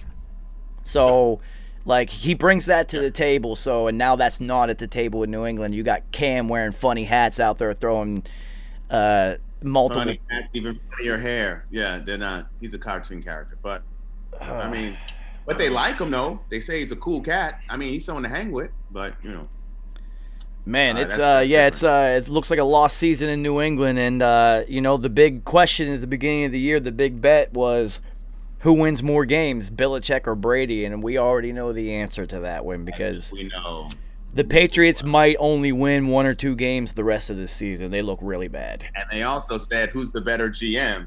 And Brady has gotten, let's see, Gronk, AB, Shady McCoy. I mean, his milkshake is bringing all the boys to the yard. So, and they're like, it's better with Tom. That's right. Bars, y'all. You know what I'm saying? Bars. So, Pittsburgh and Tennessee, good fucking football game. There's a bunch of good games this week, man. It was a bunch of good football this week.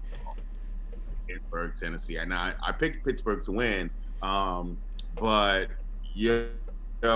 Tennessee. But it wasn't an easy choice, and Tennessee showed why in the second half. They got the bus 6.0 rolling back there with Henry. That dude is a monster. And then come on, AJ Brown. That dude is just, I mean, that's amazing. That's another guy. That's how accurate Tannehill is. This guy, I didn't even know he was that damn accurate. But you know, he had that Miami Gase stink on him. But now that he's been in Tennessee, I was like, wow, he is a quarterback. Yeah, he's playing at an MVP level, and A.J. Brown is one of those guys who have football speed, because once he has the ball in his hands, you just can't catch him. And I guarantee you, he ran like a mid 4.5 something at the combine. And he's just stronger than you. Yeah, so him and DK Metcalf on the same team in college, that's insane. That's retarded. Like, how they didn't win a national championship, beyond me. Bad coaching. Bad coaching. Bad coaching. That's like having Calvin Johnson at Georgia Tech and you run the triple option. You have Calvin Johnson. I don't care if you run the triple option. Just throw him the fucking ball. Right. He got in the league and it was like, wait, you did what in college? Yeah, I know. I couldn't believe that shit, but I knew it was going to happen because Georgia Tech played WVU in the bowl game his senior year, and they actually threw the ball to him, and he did whatever he wanted to the entire game. I was just like, who the fuck is this guy? Like, what the why are you running the option when you have this? But yeah, Pittsburgh, Tennessee. Pittsburgh looks great. Ben looks incredible.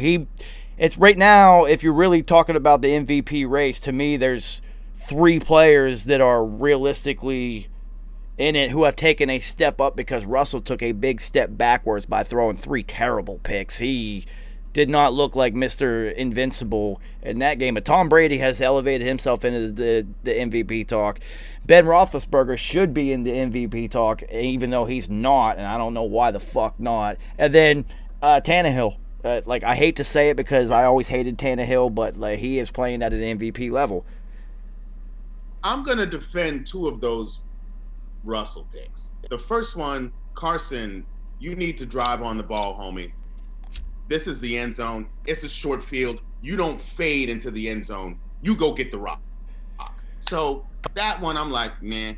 The other one with Metcalf, it seemed like there was some sort of miscommunication, because Metcalf, he stopped, and then Russ expected him to go further, and so then that was just a pick in the end zone for Pat Peterson. So, I mean, that one, I'm like, that seemed like miscommunication. Now, the one in overtime, that was terrible. I think at that point, I don't really ever see Russ get rattled like that, but they got him. Like I was saying, like I was texting you, Vance Joseph, when he realized he could actually blitz him and it would be effective, he didn't stop blitzing him. Well, not only that, this is the first time I've ever seen Russell Wilson not only rattled but pressing the issue.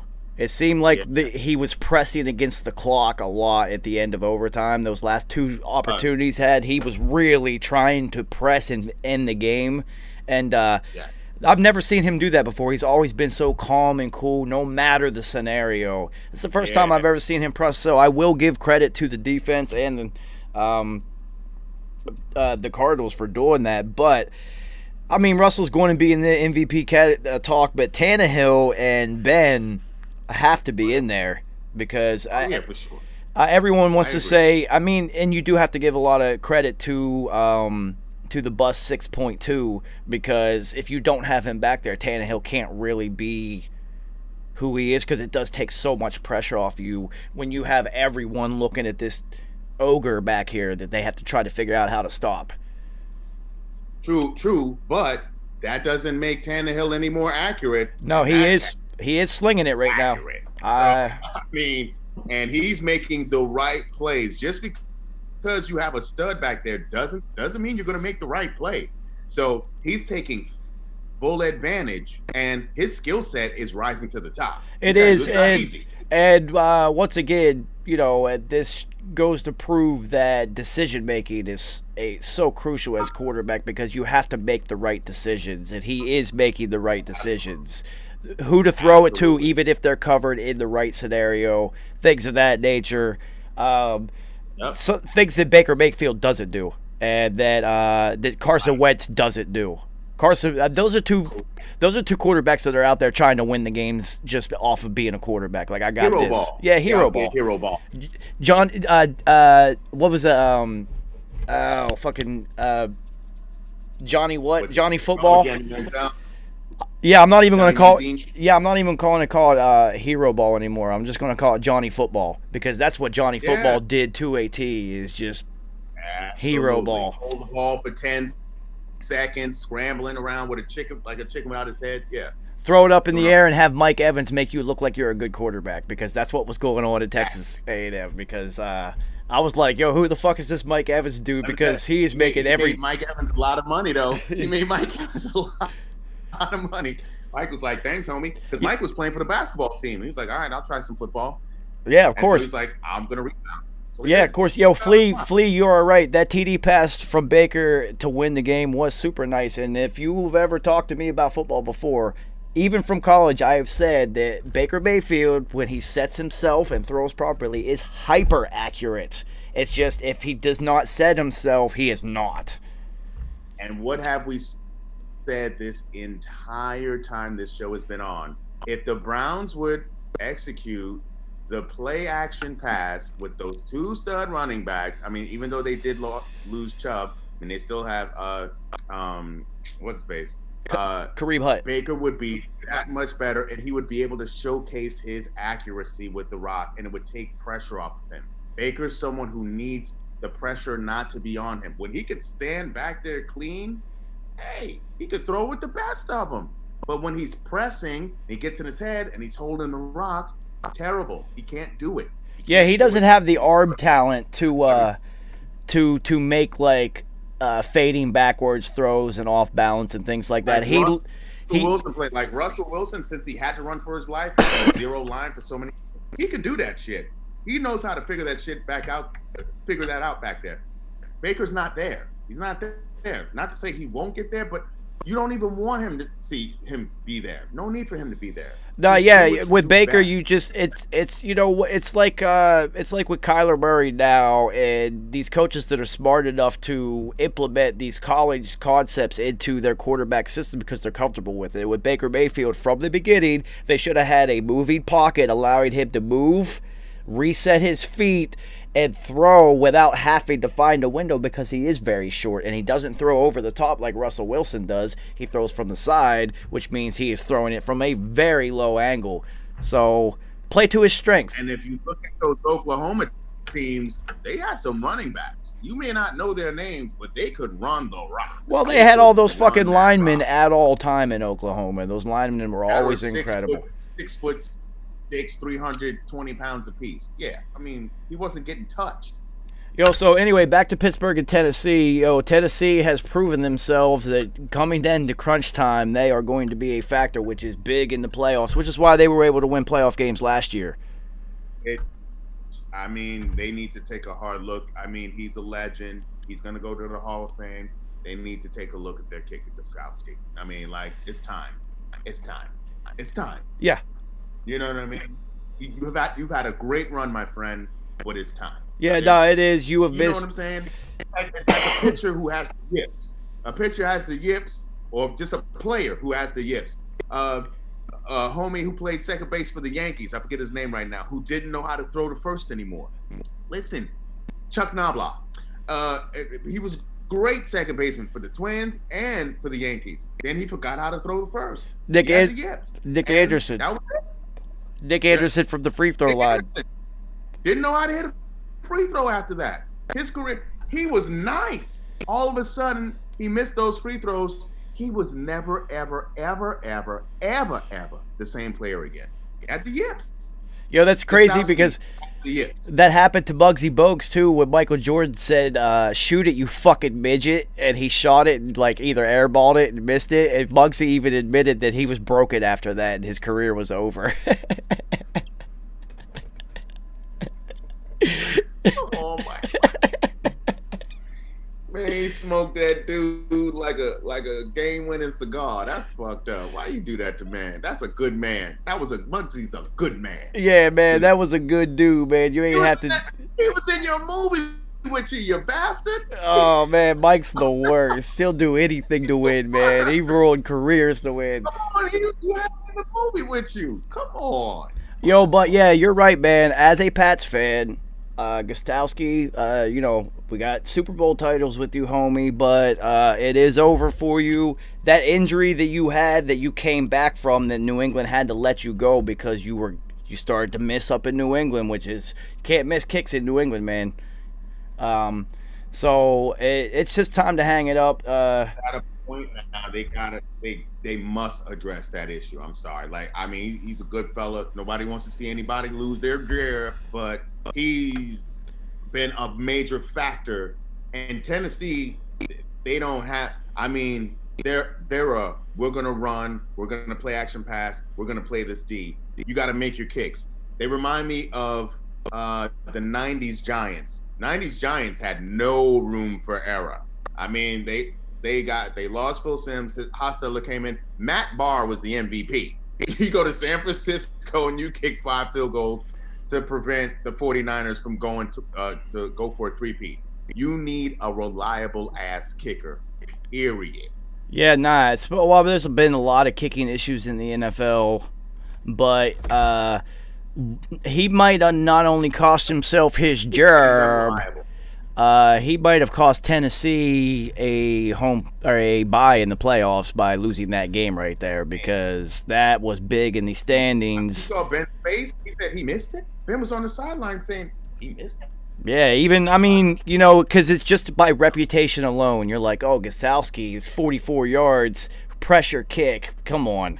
You know, but we're looking at, once again, reputation instead of what have you done for me lately, which they should be looking at. He's also missed extra points, homie. He's missed extra points. Well, I mean, when you, like you said, when you are Tennessee, these kicks are very crucial. It's not like you're Kansas City and you can just, whatever, we don't even fucking care.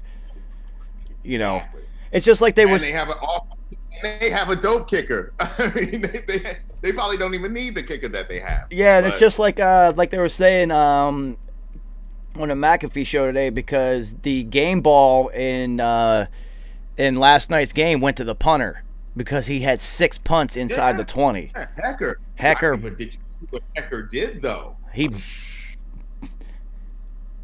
had 6 punts inside the 10. Yeah. The way he holds the ball to kick it, I've never seen. All right, so they were like that in my they were life. talking about, that's an Australian rules football kick. It's called a banana kick, and what it does is it makes the ball arc sideways instead of in, right? So what people don't understand about returning putts is you have to be able to track a ball because it doesn't just come straight down. It actually curves because of the way the ball's spinning. So you're not always backing up. At the last second, you have to kind of start moving forward because at the last second it comes in. He's doing it. Eyes on you. Yeah, he's doing it sideways, so it's like looks like it's going out of bounds and it dives in, and it's going to spin sideways, so it's just going to go right out of bounds or pop straight up in the air. And they talked about it at length today on the McAfee show, and it actually made me go watch the highlights. So why I even brought that up, the way he was able to win that game on his own is because he constantly put an offense that is not capable of driving the ball 95 yards at all in a position that they can't succeed. And that's exactly what the 2010 Giants did, especially against San Francisco when Eli was getting beat to pieces. Our punter was pinning them deep. He was our weapon. You guys did that to us in the Super Bowl too. He was our weapon. Our punter was our special teams. Deep every single time, and then unleash the beasts. Do you remember I know, of course you do, the second Super Bowl, the very first play of the game for the Patriots is from like the fucking 3-yard line, and we get a safety in the end zone. First play of the fucking game for us. I'm just like, oh, here we go.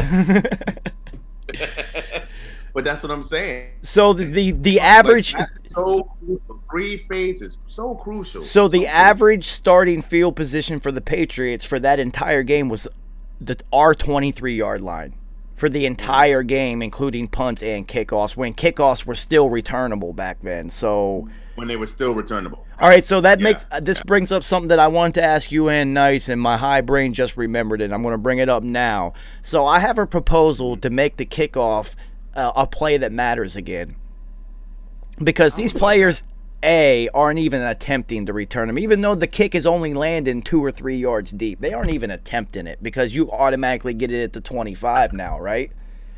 What if the kicker can make it through the uprights on the kickoff, and then the team has to start at the 20 instead of the 25?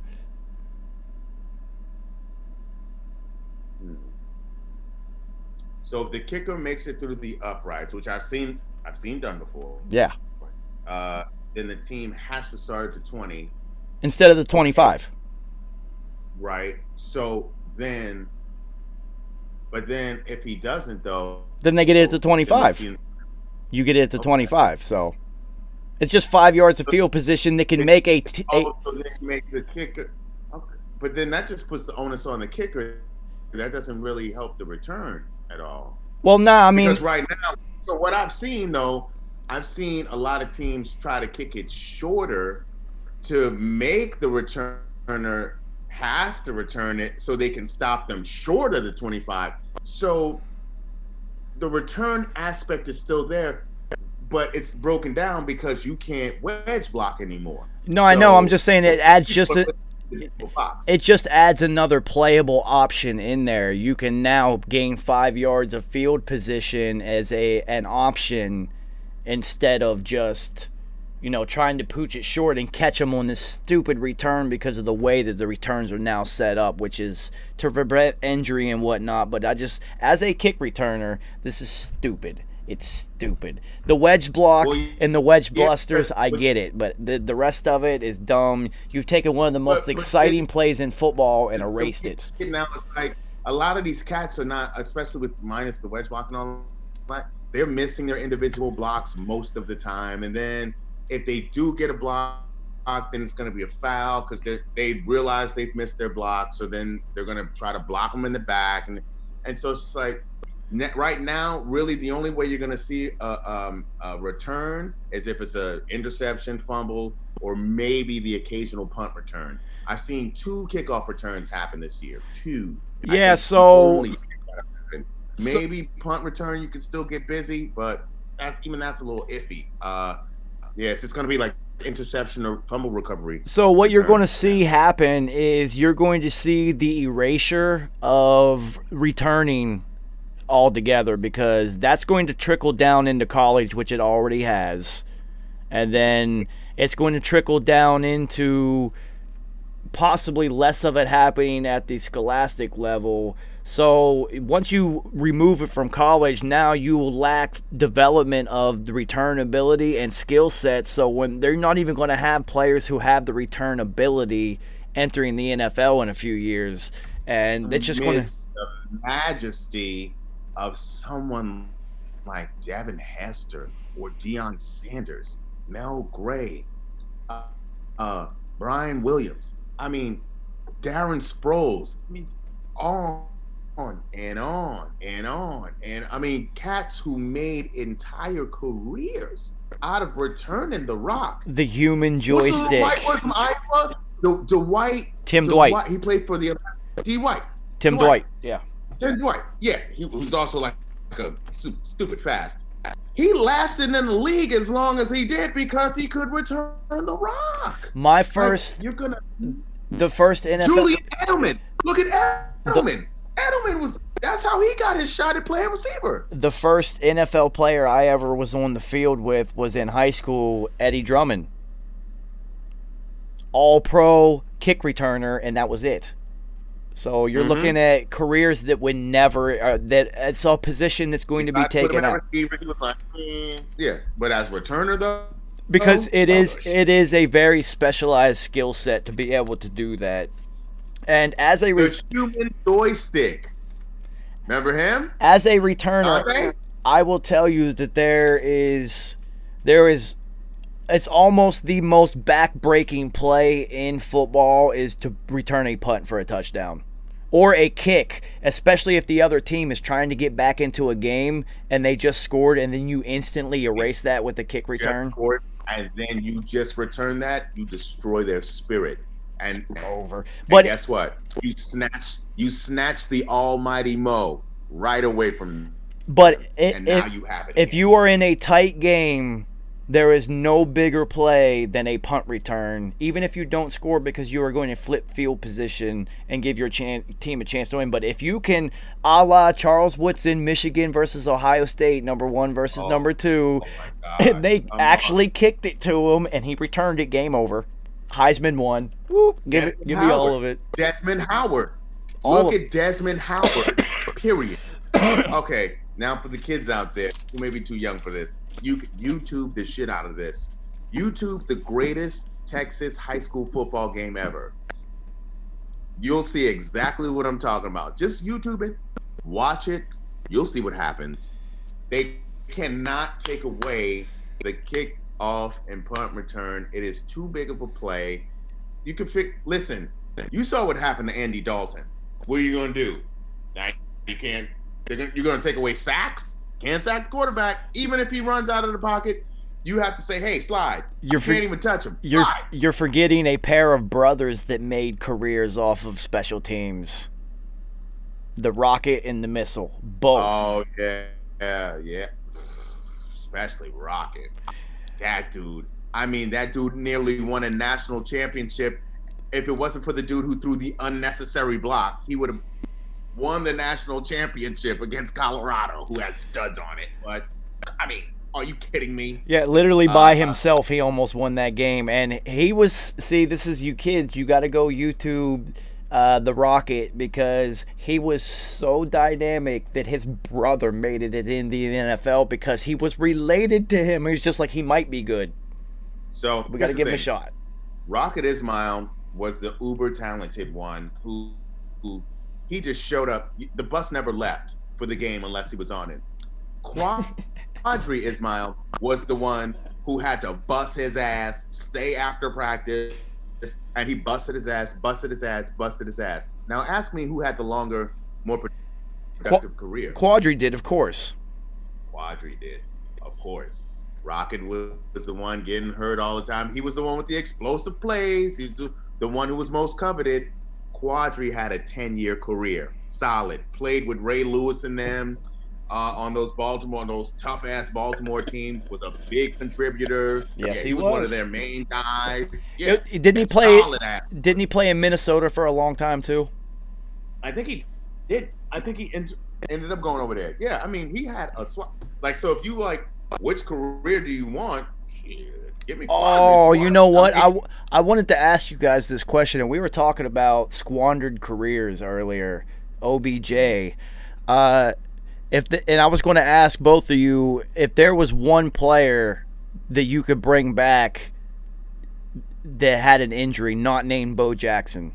I was going to, obviously. Everybody was going to say Bo Jackson because we just want to see what could have been. I mean, What could have been? All Well, right, what all right. could have been was Tecmo Bo in real life. He was really that fast. Yes, it was like go YouTube Bo Jackson, and you will see he actually ran a 4.1 at the combine So, at like 240 pounds. It was retarded. So if you could bring one player back whose career was cut short that we didn't get to realize it, I could go really, really recent. Lord have Percy. oh yeah. Good God, if Percy Harvin would have just stayed, could have smoked weed and not had migraines, what could have been? Migraines. I mean, he came back real quick and really helped. Seattle was destined to win that anyway, but still. He that had a guy kick was return another- for a touchdown in the Super Bowl, though, that they won. So That's what I'm saying. Like that guy was another guy.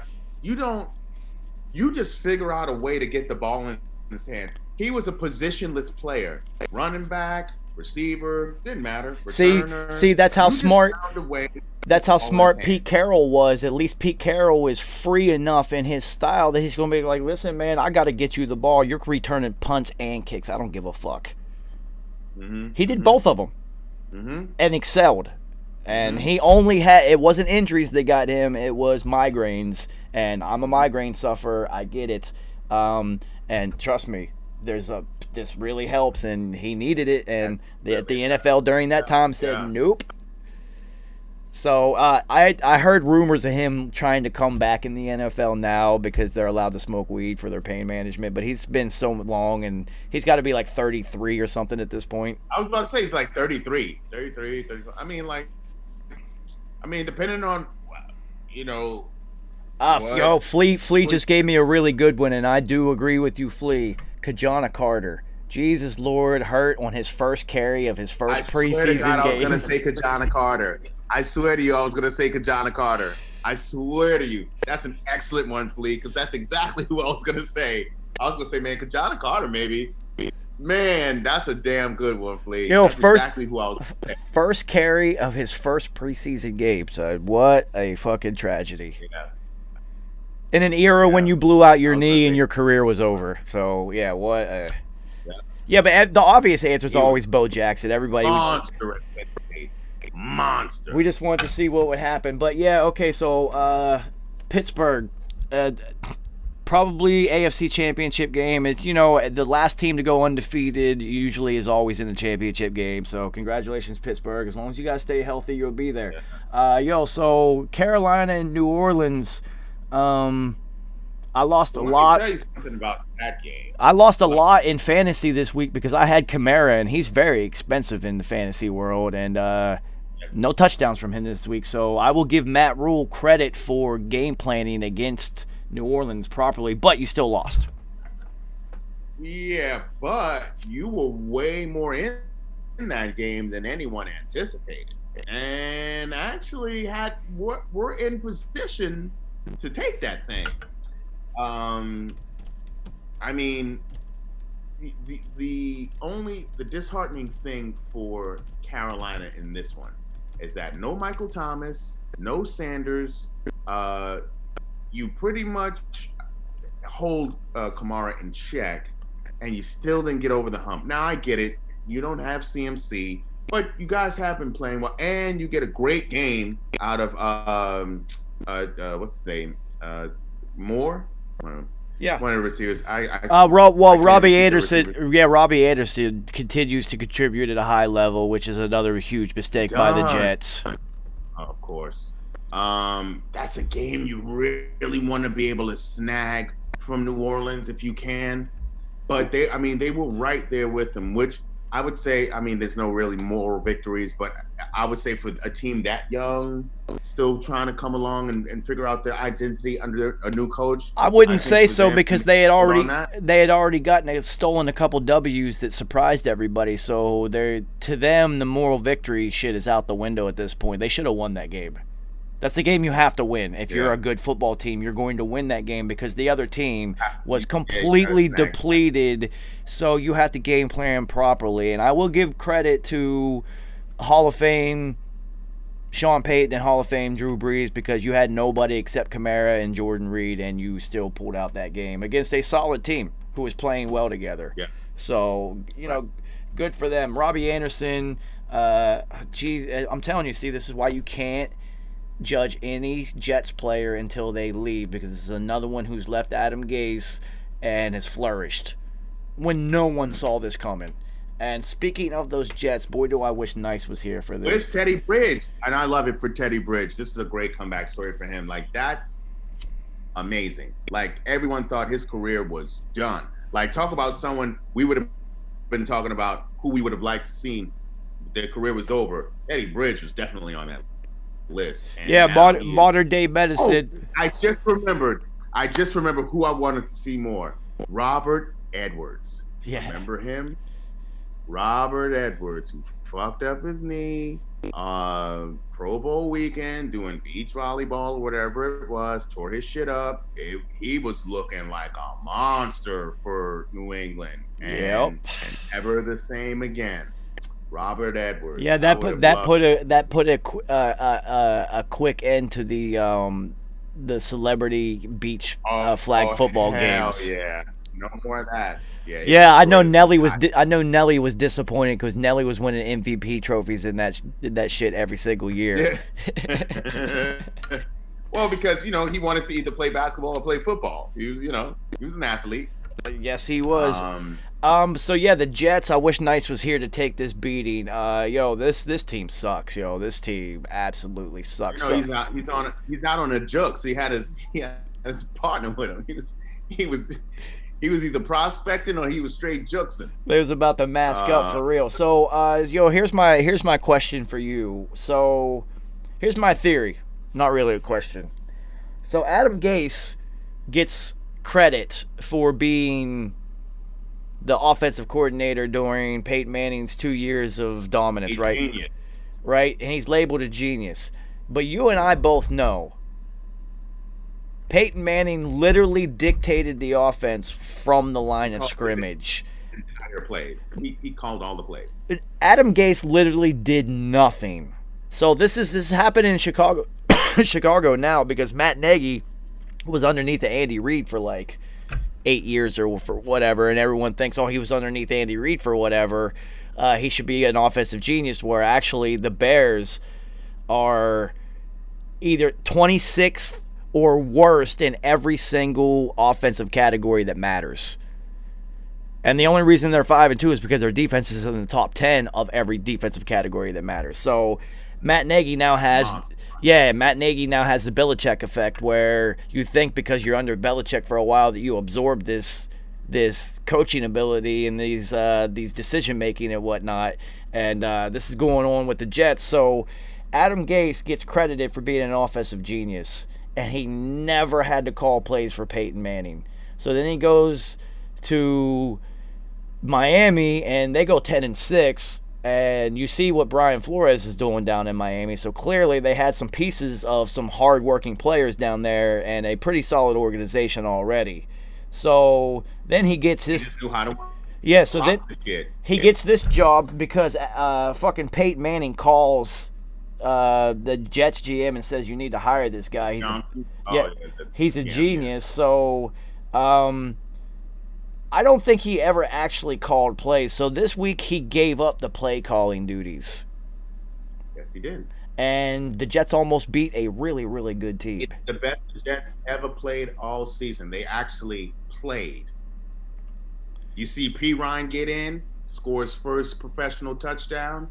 I was like, okay. I don't understand. It was looking like an upset alert. Matter of fact, Buffalo didn't get in the damn end zone. They had to only kick field goals. They played hard for the first time this entire season. Yeah, so he wasn't talking shit to him. So that's how terrible of a play caller that Adam Gase is. Like, just terrible. Mm-hmm. He's just god awful. So this is so funny. So what if the Jets start playing hard every game? Does he keep his job?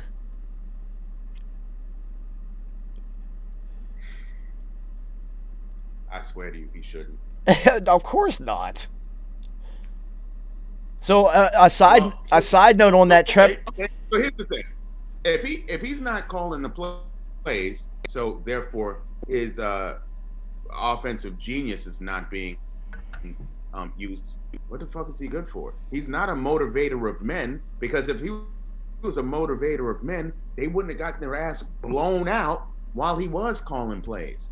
So what's he good for? So here's it. Good for coke parties. I get that. Here's an interesting side note. Maybe he's the plug. He might be the plug. He is. He's totally. He looks like the plug. You could tell. He's always sweating, eyes all big and shit, hair greasy, fucking. So an interesting side note to this conversation. In a Q&A or post-game Q&A with Trevor Lawrence on Saturday, they asked him about his plans for the future, and he said, well, you never know. I could possibly come back for my senior season in Clemson, and that is 100% to avoid getting picked by the Jets, because he has already said he is definitely coming out, and now he's like, I don't know. I definitely sent you a meme. I sent you that meme of Buda Baker running, and it said Trevor Lawrence, and then you had fucking and you had DK Metcalf as the Jets chasing him down. So this is I was John Elway that thing all the way. I was like, nah. You know what? All of a sudden, I know how to play baseball. I'm going to get drafted by the Braves. God, I wish Nice was here for this part of this conversation. So this is what's going to happen for the Jets. And this is just how the Jets do it.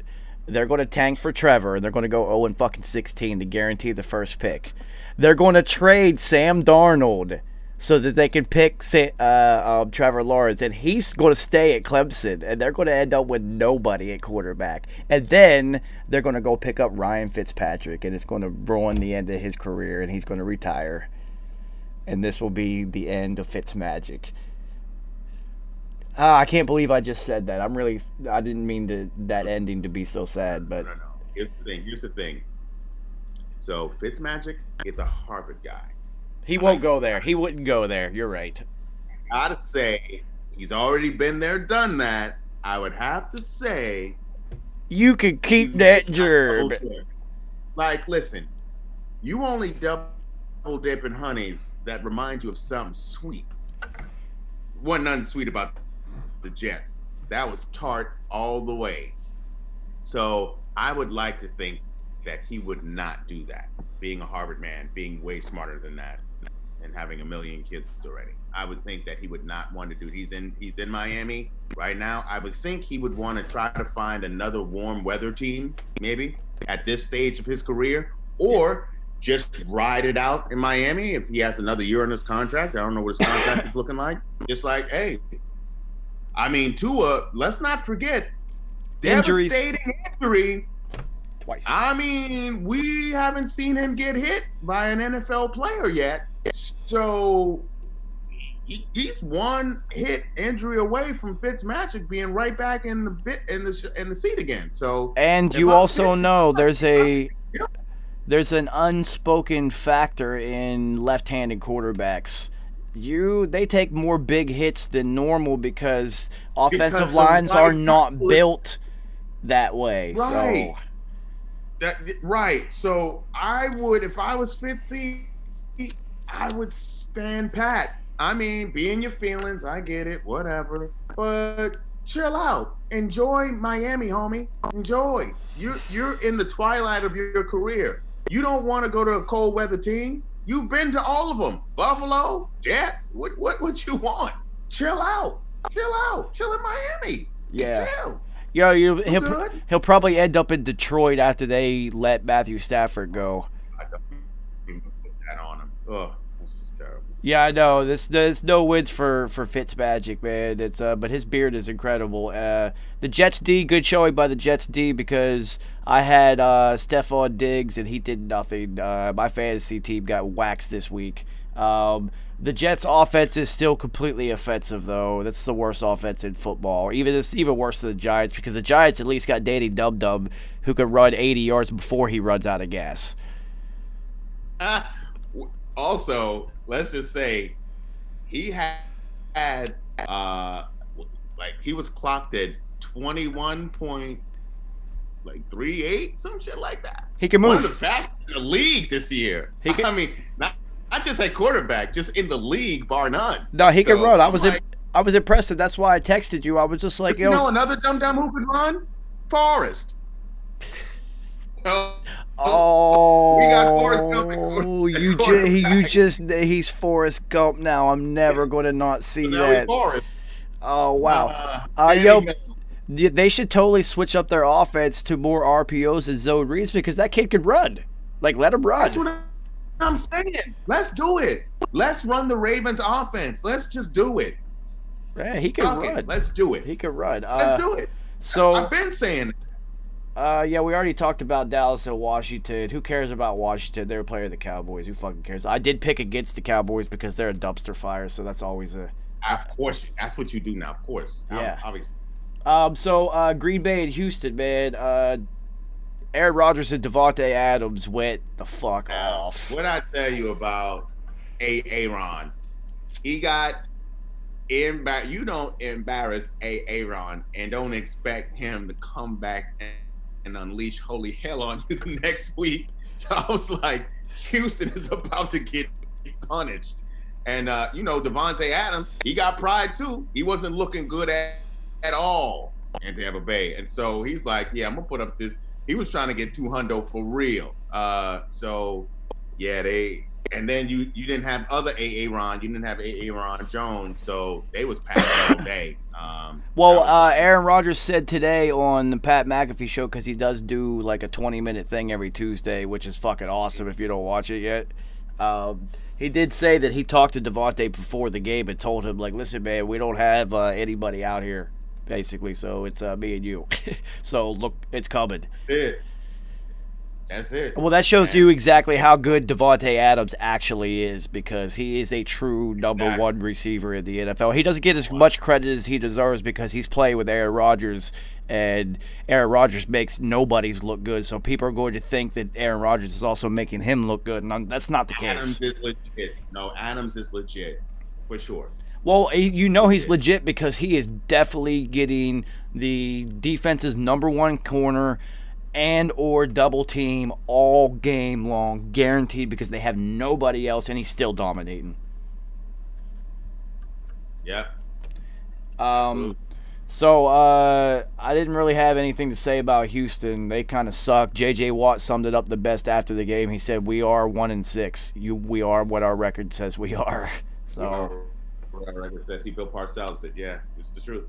Yeah, they suck. So KC is not for lack of effort on Deshaun Watson's part. Let's just put that out there, please, because I mean Randall. He's even got Randall Cobb catching passes. I thought Randall should have retired by now, but Will Fuller is looking like he should have his whole career up to this point this year. So that's exactly. So Deshaun Watson, everybody. Consistently played like healthy.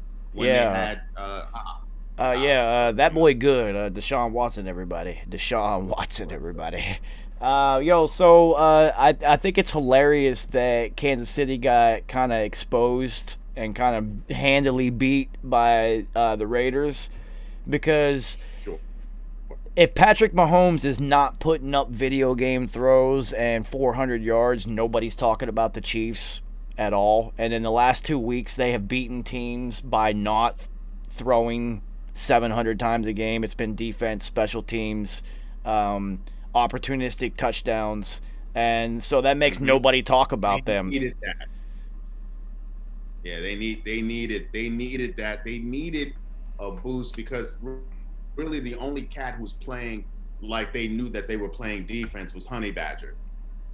It seemed like he was the only one who knew that this is what they did on that side of the ball. And now people are starting to wait. I mean, Sorensen is also a good player. I don't want to diss him. But he also gives up touchdowns, though. He gives up touchdowns. Right, exactly. So now they're starting to figure it out. I mean, the snow does help. Let's also be honest. Snow with speed, and you can control it, also helps. Because they also got Then they get a kick return for a touchdown? Yep. Yeah. Snow game action. That's why people love the snow. But only people with the ball in their hand. The defenders do not like playing in the snow. Only people with balls in it. Not the defenders. They hate the snow all day, every day. So, I mean, it's good to see them do this. They are in Kansas City. They are going to encounter that. So it's good to see that they can excel in a weather system that they are going to be in. So, I mean, it also, with anything, especially a returning champ, it behooves you to get that home field advantage. Make them play. That's why New England was so successful. You're going to come get this cold weather that we're already ready for. You're not. And if you one of them Florida teams, you one of them California teams, you in trouble, baby. Well, especially teams, you in trouble. Especially because Tom Brady excelled in cold weather. So Exactly. It was impossible to beat New England in cold weather. But it's just funny. I don't think I've ever seen a defending champion fly so under the radar right now, because nobody at this moment of the season is really talking about them, because Pittsburgh is playing so well. And now Tampa Bay has gotten AB, and everyone's like, holy fucking shit, look at these guys. And nobody's talking about a defending champion who has the best player on the planet still. And they just added Le'Veon Bell. But here's the thing, because Russell Wilson is being talked about. Like, there's a whole lot. There's just a whole lot of chatter in a lot of different places where, I mean, we're seeing Patrick Mahomes all over the place. This cat is getting commercials on par with Aaron Rodgers. So yeah, nobody's commercial game is touching Baker Mayfield though. This guy is like the Peyton. He's the new Peyton Manning. Baker Mayfield got the commercial game on lock, baby. And let me tell you a little secret sauce. I had an audition for a commercial to do with Baker earlier this year, and it was going to be going out to Cleveland, and I was like, word. That would have been mad funny if I would have got that shit. Fuck too. yes, that would have been hilarious. I would have been dying laugh. Yeah, so yeah, I didn't tell you about that shit, but yeah, I actually had one to do with that cat. I haven't seen it yet, so I don't know if they've ever filmed it. So I don't know. Yeah, so KC, I mean, that's a huge. Yeah, that's a huge sign for them that they can win without. Now that they know they can win. I mean, they did play Denver. Like, you also have to look at who they're playing. So let's not be a prisoner of the moment. Denver is terrible. Yeah, true. But, And injury riddled at that. And which I would like to say yes, which makes the situation in New England even more glaring, because they managed to beat them. And that was when Drew Lock just came back off injury. You know what I would like to see happen with Denver? They made Denver's defense look like they knew what they were doing out there. You know what I'd like to see happen with Denver? A uniform redesign. It's been a long time since those Super Bowl titles with that uniform design, man. They should. Speaking of which, you know who I would have liked to see had a longer career? TD, Terrell Davis. I know he's a Hall of Famer, but I mean, come on now. It's another one. Davis, That's another one with migraines, man. Another migraine guy. Like, this guy, he started the Mile High Salute, and it wasn't until he got there that Denver had a legit shot, and then did win the chip. He changed John Elway's whole narrative. He would have been another Dan Marino, but now he's a champion, a two-time champion. So Davis, that would have been interesting to see him continue his career. He only made 7. Let's say he makes 12. What are his numbers look like? Because remember, he was touching 2 Gs almost every season. What would his career look like? Well, that goes to show you that in the NFL, your greatest ability is availability. And that's just the way it is in the league. And that's in every sport, straight up. Yeah, and so we'll see. I'd like to see what Kansas City is going to do against better teams when Pat Mahomes isn't having his best game. So San Francisco and New England, we did talk about New England already. This was an easy game for me to pick, I'm telling you, because I knew Jimmy G was going to come into New England and ball out. And New England's trash right now. That, with the injuries and the COVID issues and going on. I didn't think it was going to be looking like that, though. That was was just a manslaughter. Well, I didn't think it was going to be like that. Well, I was just waiting for this part of Cam Newton to show up. Like those first couple of weeks where it was fun and it was working, whatever. I wanted to see when he was going to have to throw the ball a lot and actually win the game with his arm. And like I said, this cold weather in New England, I lived there, it's different, and I didn't even factor in his COVID diagnosis. So I think New England, it is a wrap for them. This is an embarrassment. Bill Belichick has to be fucking pissed. I would be scared. Whoever opening week is, the New England's opponent opening week next season, I would be terrified. They're going to get mashed. Oh, my God. Watch it be the Jets. Jesus Christ. They're going to lose. But the thing about San Fran is this. Okay, one team can only sustain so many fucking injuries. I mean, I will say this. It is a testament to their free agent signings, their drafts, and their player development. It is clearly elite that you are still in these, not only in these games, but winning these games the way you are, you've been decimated by injuries on the defensive side and on the offensive side. I'm wondering which next running back they're going to roll out of their stable. How many other defensive linemen they have? How many more DBs they have? I mean, Fred Warner is holding it down for the LBs, but Jesus, man, they're getting punished, and they're 4-3. Well, they're still in the thick of it in their division. Well, even at the receiver position, because out of nowhere, Deebo Samuel is out now. Yeah, but this you got Brandon Ayuk, which that's what I'm saying. D.D. Westbrook would be perfect for them. Yeah, but Brandon Ayuk has clearly gave Jimmy G's trust because he has balled for 3 weeks in a row, like really balled for them. So that's got to look great for them, because if you get Debo back and you got Kittle running around, that is an effective. If they were really, really healthy, it's a Super Bowl caliber team. They were there last year. We know this. Absolutely. So, Jacksonville and the Chargers. I am smoking the Herbert as we speak. This guy is incredible. Yeah. It's an easy game to pick, though, because all you have to do is outscore Uncle Rico. That's it. But I mean, here's the thing. Miles Jack was out. I mean, their defense is just – how they don't lose by 60 a game is amazing. So kudos to them for that. But that offense is going to keep you in games as best as they possibly can every game. You're going to get some smoke from the offense. And it's just whether how well the defense can hand up for Jacksonville. And then, it was a perfect storm, for the Chargers, because, this game actually could have gone either way, because we've seen the Chargers give up the ghost plenty of times. Year with long. As much talent as they fucking have.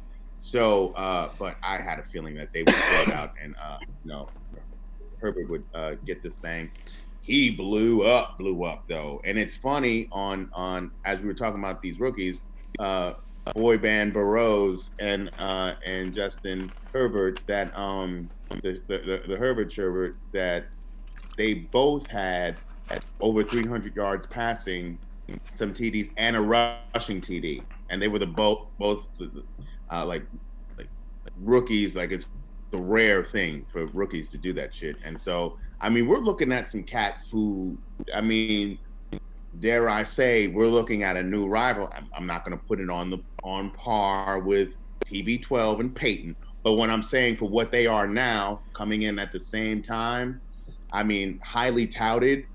We looking at some shit that we could see for years to come. Well, I think with these two, what we're seeing is.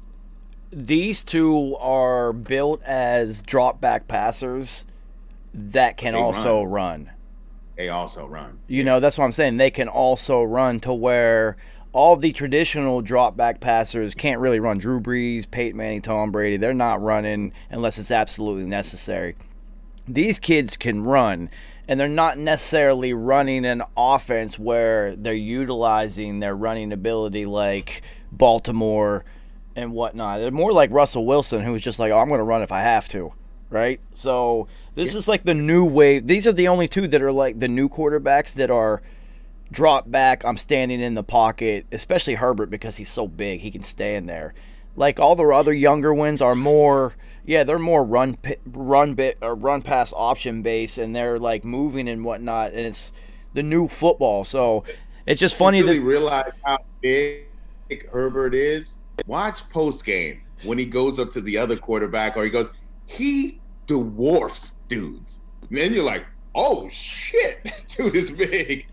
He dwarfs dudes. So, I'm telling you, when I got to go watch the Patriots play in Pittsburgh and I got to see Gronk on the field in person, listen, man, he was literally, his helmet was above every single other player's helmet for both teams. He was this much taller than everyone. And I was just like, yo, he's really that fucking big. This is incredible. He's really that big. Like, so Herbert, he did. It's not only, it wasn't the other team's quarterback. There was like a receiver or somebody or a running back that went to go give him a dap or something, and he was like, there's DNs. He's like looking eye to eye with, like, what up? Yo, he was like 2.5 feet taller than this running back or something. It looked like a child. It was ridiculous. Yo, so let's move on to talk about what's happening in Week 8. Yeah, it's Week 8 coming up. So Thursday we got Atlanta and Carolina. I'm going to run with the Carolina because you just don't pick Atlanta this year. Just they're going to find a way to lose. That's an easy game to me. That's easy. I don't care. Matt Ryan sucks. Carolina who? Atlanta. Oh, yeah, it's going to be Carolina. Yeah, that's an easy one. Atlanta just finds ways to lose. So New England at Buffalo. This is going to be interesting because I think Buffalo is going to absolutely smack them. Where are they playing? Buffalo. Okay. Yeah. I mean,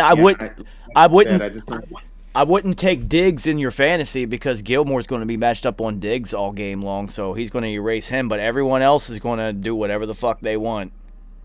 Right. Yeah. Wow. I'm probably going to end up. Buffalo's defense is going to be one to look at because New England just sucks. They just suck. They're terrible. Yeah. They actually might have the worst quarterback room in the NFL, and that's saying something. That's sad. Yeah. They had Johnny Football, and they let him walk for this. They did. This is football karma. They deserve this. Go Bucks. So Tennessee at Cincinnati. This is going to be an interesting game because Joey Bag of Donuts is going to keep Cincinnati in this game no matter what. And I bet you Cincinnati will probably be leading going into the fourth quarter because Tennessee just. This is the thing. So if you're playing the spread on this one, this is an interesting spread game. I need to see what the spread's going to be on this one because if the spread looks crazy, then I'm going with Cincinnati. Yeah. Cincinnati has shown to be spread busters. I mean, outside of Baltimore, Cincinnati has shown to be spread busters all year, and that's because of boy band Burrows. And also, you're looking at a team in Tennessee that just doesn't turn it on until the second half of the fourth quarter anyway, for some reason. Also, their kicking game is so iffy. I'm telling you, That's going to play into the spread huge because Gostowski is going to miss something. They need to fix it.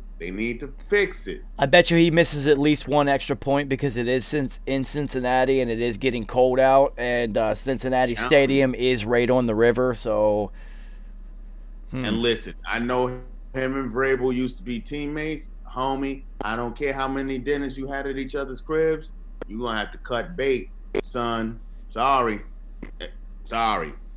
I just don't know who you even go to after this. There's nobody left. So, Vegas at Cleveland. This is an interesting game because Vegas has proven to be competent. We can't really count what they did against Tampa Bay.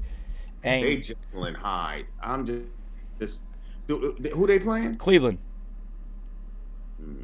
Yeah, see? So is Cleveland. Where's it at? At Cleveland. Ooh, I'm gonna have to sit on that one. Yeah, I'm gonna have to see who's healthy and who's playing. Injury situation. Yeah, I'm gonna have to sit on that one. It's probably gonna almost be right before game time. Before I really have, I need to gather all the information. I actually, off of just gut instinct, I'm going to go with Gruden in Vegas because the conditions that they had to go against in Tampa, playing one of the best teams in football and not having almost your entire offensive line, and so we can't really judge them off of what they just did. Well, if it boils down to coaching, yes, I've got to go with Gruden, but we'll see. It's an interesting game because now we'll see the first game with Baker not have to even think about Odell at all. So this could be interesting. I would look for Jarvis Landry to have a big game and Rashard Higgins to also continue to have a big game. Indianapolis is back at Detroit. So, interesting matchups. A lot of even games this week, it looks like. Yeah, a lot of matchups I hate. I hate these sort of matchups. Because you don't know who you're going to get from these teams. I don't trust these quarterbacks. I definitely don't trust Philly Rivers. I trust him to give it up. But he's the type of cat who'll throw for 400 yards, but also and 3 picks and 4 touchdowns, but also have 3 interceptions and a fumble. So, what kind of game is that? And you know what's funny about his interceptions, Kerry? They're not just there's no such thing as a meaningless interception outside of just chucking one up on 3rd and long, which would have acted as a punt anyway. But he throws picks in the worst spots, the absolute worst situations. Oh yeah. And see, that's the thing. And see, the thing about that is he's always done that. But you know who's gotten torched, excoriated? I'm gonna whip out my Stephen A. Smith. Excoriated for doing that is Eli. When Philly Rivers has done that his entire career with 0 Super Bowl chips. Yeah. So, I just want to put that out. I'll just leave that right there. Yeah, well, those two will forever be linked. I would say who has the better run game? Detroit does because they've started to use DeAndre Swift, and they didn't use him last week. Thanks, guys. I know, which is so stupid, but that's what I'm saying. They don't have a consistent game plan with the run game. I can't trust it. Whereas with Indianapolis, I know they're going to give it to the Rook. And he's going to run hard. My man Jonathan's going to run hard. Well, also you have to take into factor that Indy has one of the best defenses, especially run defenses in football. So I wouldn't look for Detroit to have a very productive run game anyway, because Matt Patricia always outthinks things anyway. So he's going to stay away from the run anyway. So I would look for Galloway to have a big game. That's for sure, though. Or Galladay, yeah, whichever. Galloway, yeah. Galladay. Celebrate. See, Minnesota at Green Bay. See, this one is an easy one. This was an easy one. I don't give a fuck. Minnesota sucks. Aaron Rodgers should put up another. He should put up another 4th spot on them. I'll be honest with you. Easy. And Minnesota looks like they just don't want to play for Kirk Cousins or Zimmerman. They've given up. They're actually tanking for Trevor. It's going to be a race to the finish to see who gets to the worst record, because they're tanking for his ass too. Well, Captain Kirk out. He's done in Minnesota. He's done. Yeah, it's over for him. So here's a comical game for you. The most lopsided game that could possibly happen in the NFL this season. Jesus, what is it? The Chiefs and Jets. In Kansas City at that. Well, Oh, the Le'Veon revenge game. Okay. Oh, yo, they're Okay. So here's it's going to be a fun bet. What's the over under on total yards for Le'Veon in this game? Because they can do whatever they want. So why not feed him? Because 200. Not only can he run, but he can catch out the backfield. I mean, which the Jets never took advantage of, which I just don't understand. Like, have you not seen what this man can do? Like, why you didn't give him more routes? This dude was so good at catching out the backfield, he could have been a damn slot receiver. Is how they were using him in Pittsburgh. So I cram to understand, but whatever. That's Adam Gase for you. The only interesting thing about it is now that Adam Gase is not calling plays, what interesting plays this other cat is going to come up with? It doesn't matter. It's Kansas City. It's like, so the real question is how long? No, there is no but. Nice isn't here. No, you don't get to be nice. Isn't here. You don't have to be nice. I'll tell you why there's a but. Because they are really interested to see what this cat P. Ryan can do. And I believe this new cat who's calling plays is going to get this the ball into P. Ryan's hands more. And KC is weak on run defense. So I agree with you, but it's only going to affect the score. That's not affect the score that much, but no, that's only going to happen for like the first quarter, then maybe a little bit in the third, because KC's going to be up so much that they're going to have to throw it. Yes. Unless they just give up and they just run the ball just to run out the clock. So, what a comical game, though. What a ridiculous matchup. Is there a mercy rule in the NFL because of COVID? No. God, wow. That's going to be – I don't think anyone's going to watch that game. I don't think people in Kansas City are even going to watch that game. I don't think Sam Darnold – I have Pat Mahomes on one of my teams. I have Pat Mahomes and I have Joe Burrows. Check this shit out.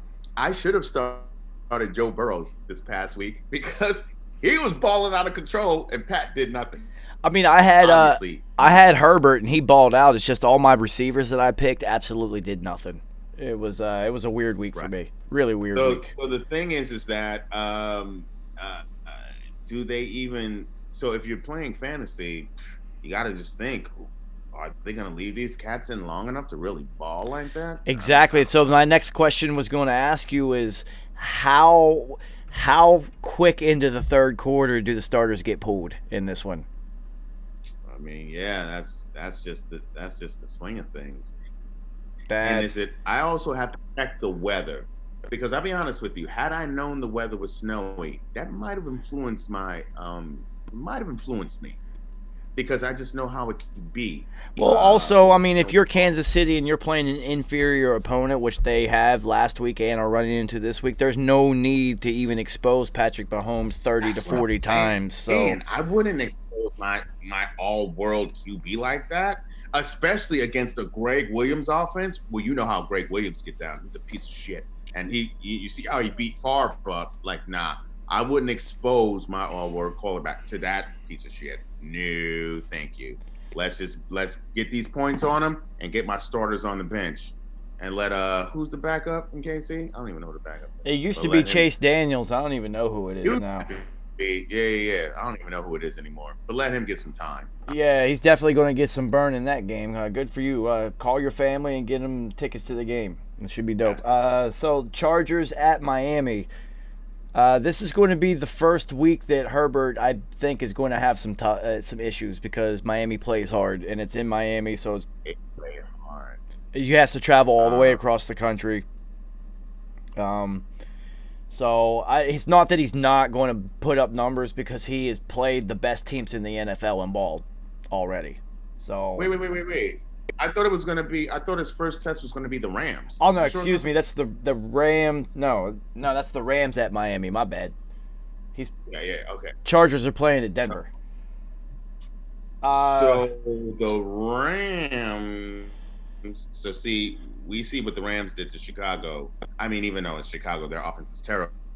But what I'm saying is, the thing is, when your best defensive player, who's also the best defensive player in the league, says we're playing soft, everyone responds. And so Jalen got a pick. Like everyone, every level of the defense played dumb hard. And now you have, if Leonard Floyd can continue to be a pass rusher like he was, when Leonard Floyd first came into the league with Chicago, I was like, oh, this cat, he should be good. It didn't work out for him, Chicago, but sometimes you do need a change of scenery. And now he has the best interior lineman in the league. They should cause some problem. Also, there's something that happened with Leonard Floyd's career. They tried to get him to play out of position. He was a football player that they put into a system that he did not run in college.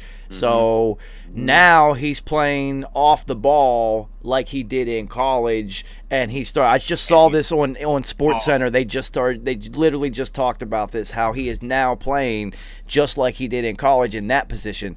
And that's just terrible coaching. I fucking hate some coaches who are like, I'm going to make you fit my system. The only coach that can do that is Belichick, and he never makes you fit his system. He makes you fit his culture. The game plan changes every week. There is no system. All you have to do is be available, be smart, and be versatile. That's the system, right? So now Leonard Floyd is balling, right? All I'm saying right now for the Rams, it's blood in the water, and they are a bunch of hungry piranhas. So I'm sorry, to a time they about to eat them tunas up down in Miami. I think it's going to be a feeding frenzy. It is going to, because can you imagine if Darnold or if Arnold? I am high. I just saw Sam Darnold in my eyes for some reason. It was like if you imagine if Arnold could play quarterback. If Sam Darnold gets a free shot, that's what I saw. Sam Darnold getting a free shot on Tua, and it's just like, no, that's not who I'm talking about.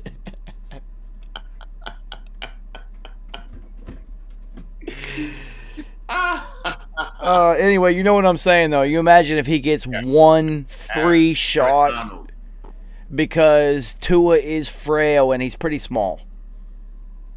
Right. I mean, if Donald gets it, you can triple team him. It doesn't matter. One of those monsters on LA, a motivated LA Rams team who is trying to prove that they are not soft, even though they have the worst helmets in the league. They're trying to prove they are not soft. I'm telling you, they are looking to feed right now. It's not going to be a good situation. Miami plays hard. Kudos to them. I think they get eaten up. Do you think Tua finishes this game? I mean, Tua, I'll say this. Tua is tough. He has to. He is coming off a major surgery. Let's not forget, he played in the SEC. So he's used to big-ass cats and coming after him all the time. So what I'm saying, though, is what if he goes out there and, they lose pretty bad and he throws like 3 picks? Does Brian Flores even have the nuts to sit him down and put Fitzmagic in to clean up the game? He has to take all that. He has to eat all that. All of it. He has to eat all of it. This is what you wanted. You got to eat it all. This is what you want? This is what you want? You got to eat all this dinner. You got to eat all this dinner. Yeah, 100%. So, speaking of eating dinner, this is probably going to be the game of the week, it looks like. Oh, yeah, 100%. Pittsburgh at Baltimore. Old school. Ooh. Yo, tickets to this game are $417 to start. Wow. Yeah. How many damn people going to be in the stadium? They're probably only letting like 11 people or something in. That's what I'm saying. But.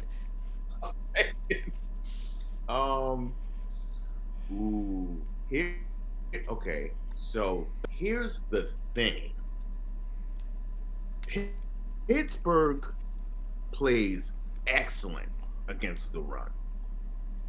The pass is where they get iffy. Baltimore runs the rock. The pass is where they can get iffy. So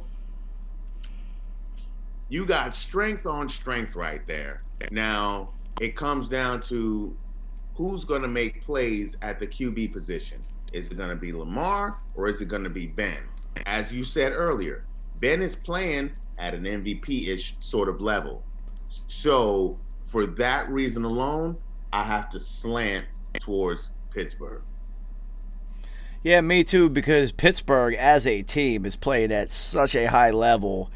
And so the real question that I have, it's not even about this game because I just see Pittsburgh in the AFC Championship. I just already see it happening. They're just, as a total, when you have a defense that is that active, and that white dude who replaced Devin Bush in the middle, if he can survive a concussionless end of this season, he can hit, dude. He throws himself around with absolute reckless abandonment, but he's not going to last. I was watching that game, and I was just like, Jesus Christ, this guy, you cannot survive in the NFL playing like that anymore. I feel you. But guess what? That's how he made it to the NFL. So yeah, but you're a starting middle linebacker now, and once again, your best ability is your availability because we need you out there, homie. But that's going to be a really learn to hit some kneecaps and some ankles sometimes. The interesting thing about this game is the scheduling aspect of it, because there are 10 games at 1 o'clock, and that's one of them. Usually that would be like one of the 2 or 3 games in the afternoon. In the afternoon, there's a big marquee game. Yeah, because listen to the afternoon games. We got the Chargers at Denver, New Orleans at Chicago, and then the Niners at Seattle. So I don't know why Pittsburgh and Baltimore hasn't been moved to the afternoon slot. That's retarded. Those are not really good games. Yeah, that's stupid. Who's the Monday nighter? Tampa at the Giants. Jeez, that's right. So this is one of Tom Brady's kryptonites, is the Giants, though. So no, it should have been Baltimore and fucking Pittsburgh on the Monday night. This is not the same G's. This is not the same scenario. No way, no how. Congratulations, Tom. Victory on another Monday night. Yo, so here's the weird question about that game in particular.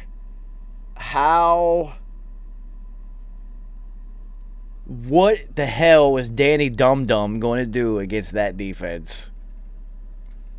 Listen, unless he gets his ultimate Forrest Gump on, nothing. But even then, Devin White is just going to run him down. I mean, it's just like, what are you going to do? Jason Garrett, first of all, in every single game this season, has saw fit to run at least 3 reverses every game that never, ever worked. He'll run a reverse with Evan Ingram. He'll run a reverse with Slayton. These reverses lose us 10 to 15 yards every single time he runs them, but he runs them every game. I don't know why. And he'll run them in crucial situations when we're in the red zone or the green zone. I'm like, why go backward? Why go backward? Yeah, it's just. This is not going to be this isn't going to be a good game for Danny Dum Dum to lead the team in rushing, because these linebackers in Tampa Bay are fast. They're faster than you. So yeah. This is not. No, this is going to be slaughter. I did forget one game, and you know what? This upsets me so much. And I realize that the teams in the NFC East are in big media markets, and that's why there's always fucking press about them. But fucking Dallas at Philly is the Sunday night game, and it's just like, can we flex that out of there, please, and put a game that matters Sunday night? Like, do we really want to watch? What's his name? Dan Zanuzzi or whatever is the starting quarterback for the Cowboys this week. He sounds like a mob capo's second nephew. Listen, this guy, Zanuzzi. I never heard of this kid at all. What school did he go to? I don't know nothing. Something like St. Mary's or Marist or something retarded. Something where no one plays football at. Where they probably play basketball way better than they play football. Where you're pumping out pharmacists not athletes. I get it. So if I'm CeeDee Lamb, It's Ben DiNucci. Okay, Ben DiNucci. All right. The He Nooch. can sell me insurance. Not life insurance, though. But here's the thing. You have CeeDee Lamb, Amari Cooper. You have Corvettes at wide receiver. We know that. The Ewok, obviously, he's checked out. So you don't have an offense. You clearly don't have a defense. They are not interested in stopping anyone. Special teams, for what? You don't give a shit about your head coach. So what are we doing? I mean, at least on Phyllis' side, it's bile coming out of my mouth. You have great coaches on Philly's side. You have players who actually care. You have a defense with pride. I mean, you have guys, especially along the line. You got a couple guys on that side of the ball who are going to be Hall of Famers, at least one. It's going to be Dallas should get smacked up. I mean, I don't even see how this is a game. Well, I mean, maybe the Dodgers will have already wrapped up the World Series by then. So what other sports will be on Sunday night? Yeah, what a terrible, terrible Sunday Figure night skating? game. Is it too early for figure skating? Yo, I'm going to find something else to do Sunday night. I know that much. Yo, so Ben DiNucci played at James Madison University. So yeah, don't they make ice cream? What do they do? Ice cream called James Madison. All right, so James Madison is best known for having a bunch of hot white girls with money. So bang, well, bang bang. Bang, bang, bang, bang. James Madison. JMU? Wow. So, it just pisses me off that, just because it's Philly and Dallas, it's touted as an important big game, and it's just not right now. And it's just like they always say it because the NFC East, this isn't the 90s. Not everybody's good in the NFC East, and actually, they all really fucking suck. To be fair, nobody thought Dackel would get taken out with one tackle. I mean, we all thought they would go 8-8, though. We did think that. Yeah. We did think that. And I'm sorry. Carson Wentz is talented, but Carson Wentz has not shown a propensity outside of that one season when he ended up getting hurt. But since then, hasn't shown that he could lead a team to the playoffs. Hasn't shown that he could lead a team, really. He's playing hero ball out there in the ultimate team sport, which is a recipe, rather, for failure. Only So, one player can do that while on he's the planet. talented as shit, Well, strong-ass arm, he can't. There's only 2 players who can do that. Yeah. Well, 3, excuse me. I would add Russell Wilson into that because he plays hero ball every fucking week. Oh, well, because he's had to. I mean, he was forced to.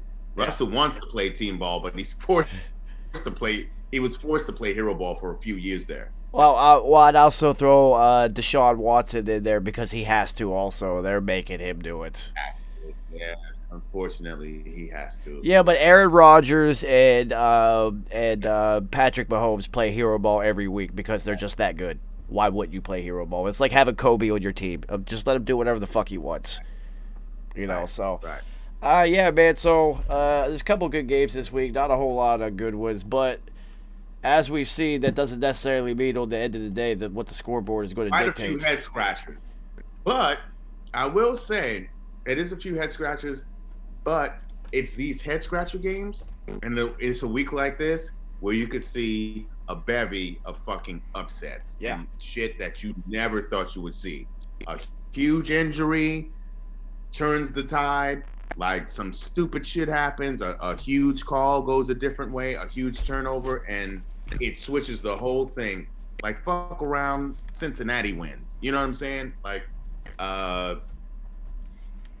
yeah, it's gonna be a weird week. It's gonna be a weird week of games for sure. I mean, we feel like we have some layups in here, but there's a few games in there that are just we'll see. We'll that see. are not good. Yeah, we'll see if this is the week where you and I don't get double-digit game picks correct, because we are on a streak of 7 straight weeks of double-digit corrects. I think this could easily be the week. This is a weird week, bro. I mean, it's not like we haven't been towing the line. Both of us have had 10 correct multiple times. Yo, I limped across the finish line this week because I had Seattle and Chicago. It's the first fucking week I picked Chicago, and look what they do. I fucking hate that shit. So I missed the last two games of the week. But other than that, I was on a hot streak. The only game I had missed leading up to that was the fucking Giants.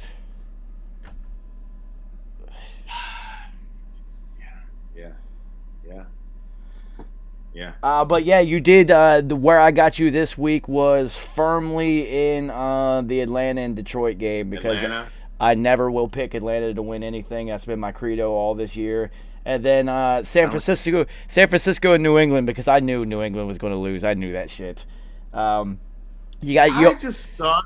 See, I didn't really think about it. I had to really sit and think. And when you said Cam's body, I really looked at Cam, and I was like, this dude ain't right. Man, something's off, man. I was like, he's not right. He's not the same Cam that played against Seattle, and that was pre-Rona.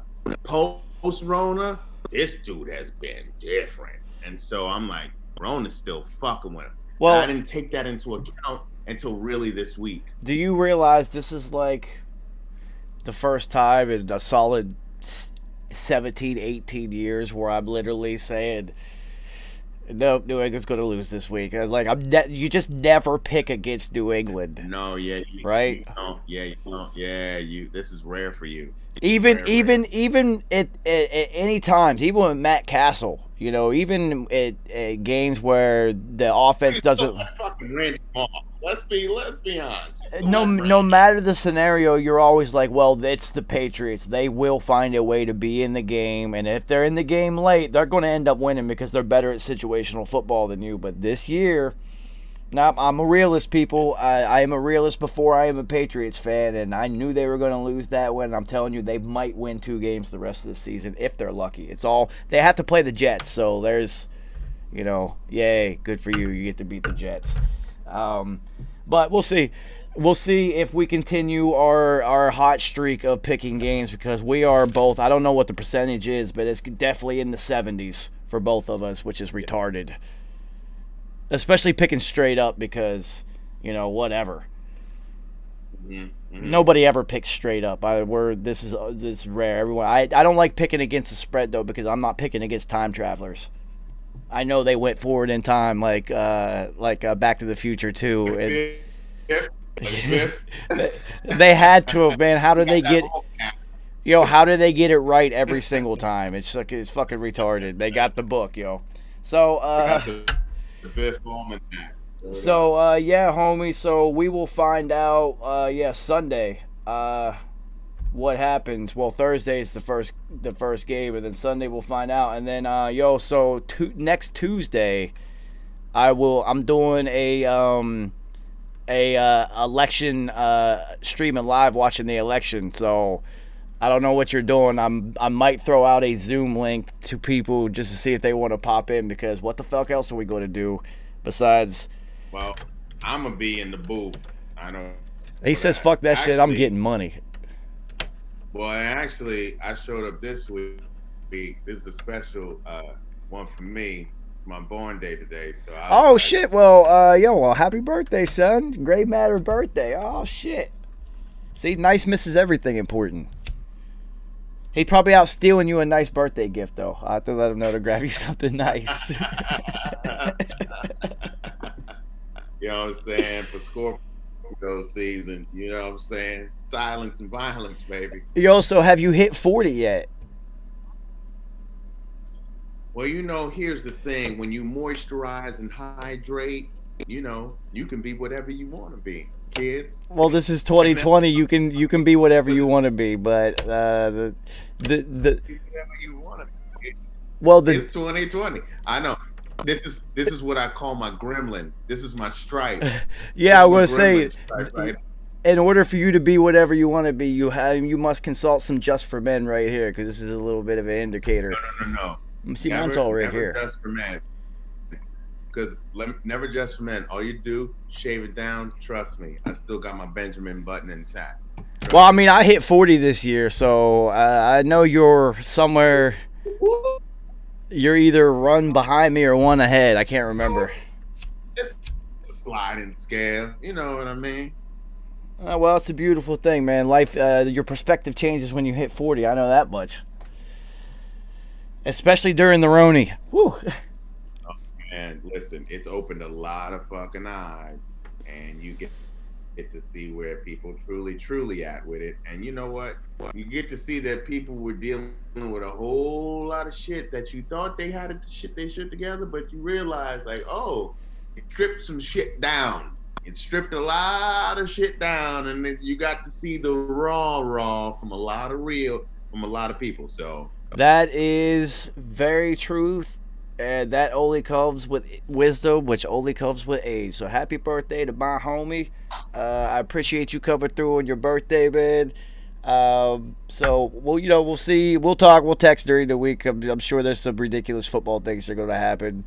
I don't think it even matters at this point, because if Antonio Brown works out in Tampa Bay to his full potential, they're winning the Super Bowl. And it doesn't matter. Rap City, bitch. It doesn't matter. Rap City, bitch. It doesn't matter. If they're healthy, It will be. it's them. And the NFL already set it up for Tampa Bay to be in the Super Bowl this year anyway, because it's in Tampa Bay. It'll be the first time a home team hosts a Super Bowl with Tom Brady there. They wrote the narrative already. This is scripted entertainment, people. Realize that. That's what I'm saying. If anyone was worried that the NFL season wasn't going to play out, please don't be worried. TB12 is in Tampa. The Super Bowl is in Tampa. Tampa is good, real good. But trust me, they are going to figure a way, just like the NBA figured out a way. LeBron was in LA. They figured out this bubble. They had AD. It was looking like they were on the way to the chip. They figured it out. Bron got his chip. TB12 is going to get number 7. He's going to get his chip, and it's crazy because they just so happen to be, and the Super Bowl happens to be in a state that is very lenient on the old Rona restrictions. So, hell yeah, and it's gonna be warm weather. Oh, come on now. Yeah, come on. It's perfect. AB going there. I mean, that just that's just stupid. So, I appreciate it. Enjoy the rest of your day, homie. Have one on me, and we'll see you next time. So shout out to everybody for coming through. Again, happy birthday to my homie. I got to put it in my calendar so I know now. I like to know these things so I can make cupcakes and shit. Man, if I'd have known. Hell yeah. If I'd have known. I'm in the crib until like a couple more weeks till November, so I'll still be around a couple weeks. It's all gee. You already know. So I'm telling you, son, you got to come through before it gets too cold, man. You already know. So that's what I'm saying. I'm coming through in a couple weeks. I'm telling you right now. You already know, son. I'm gonna see you, man. Be safe. All right.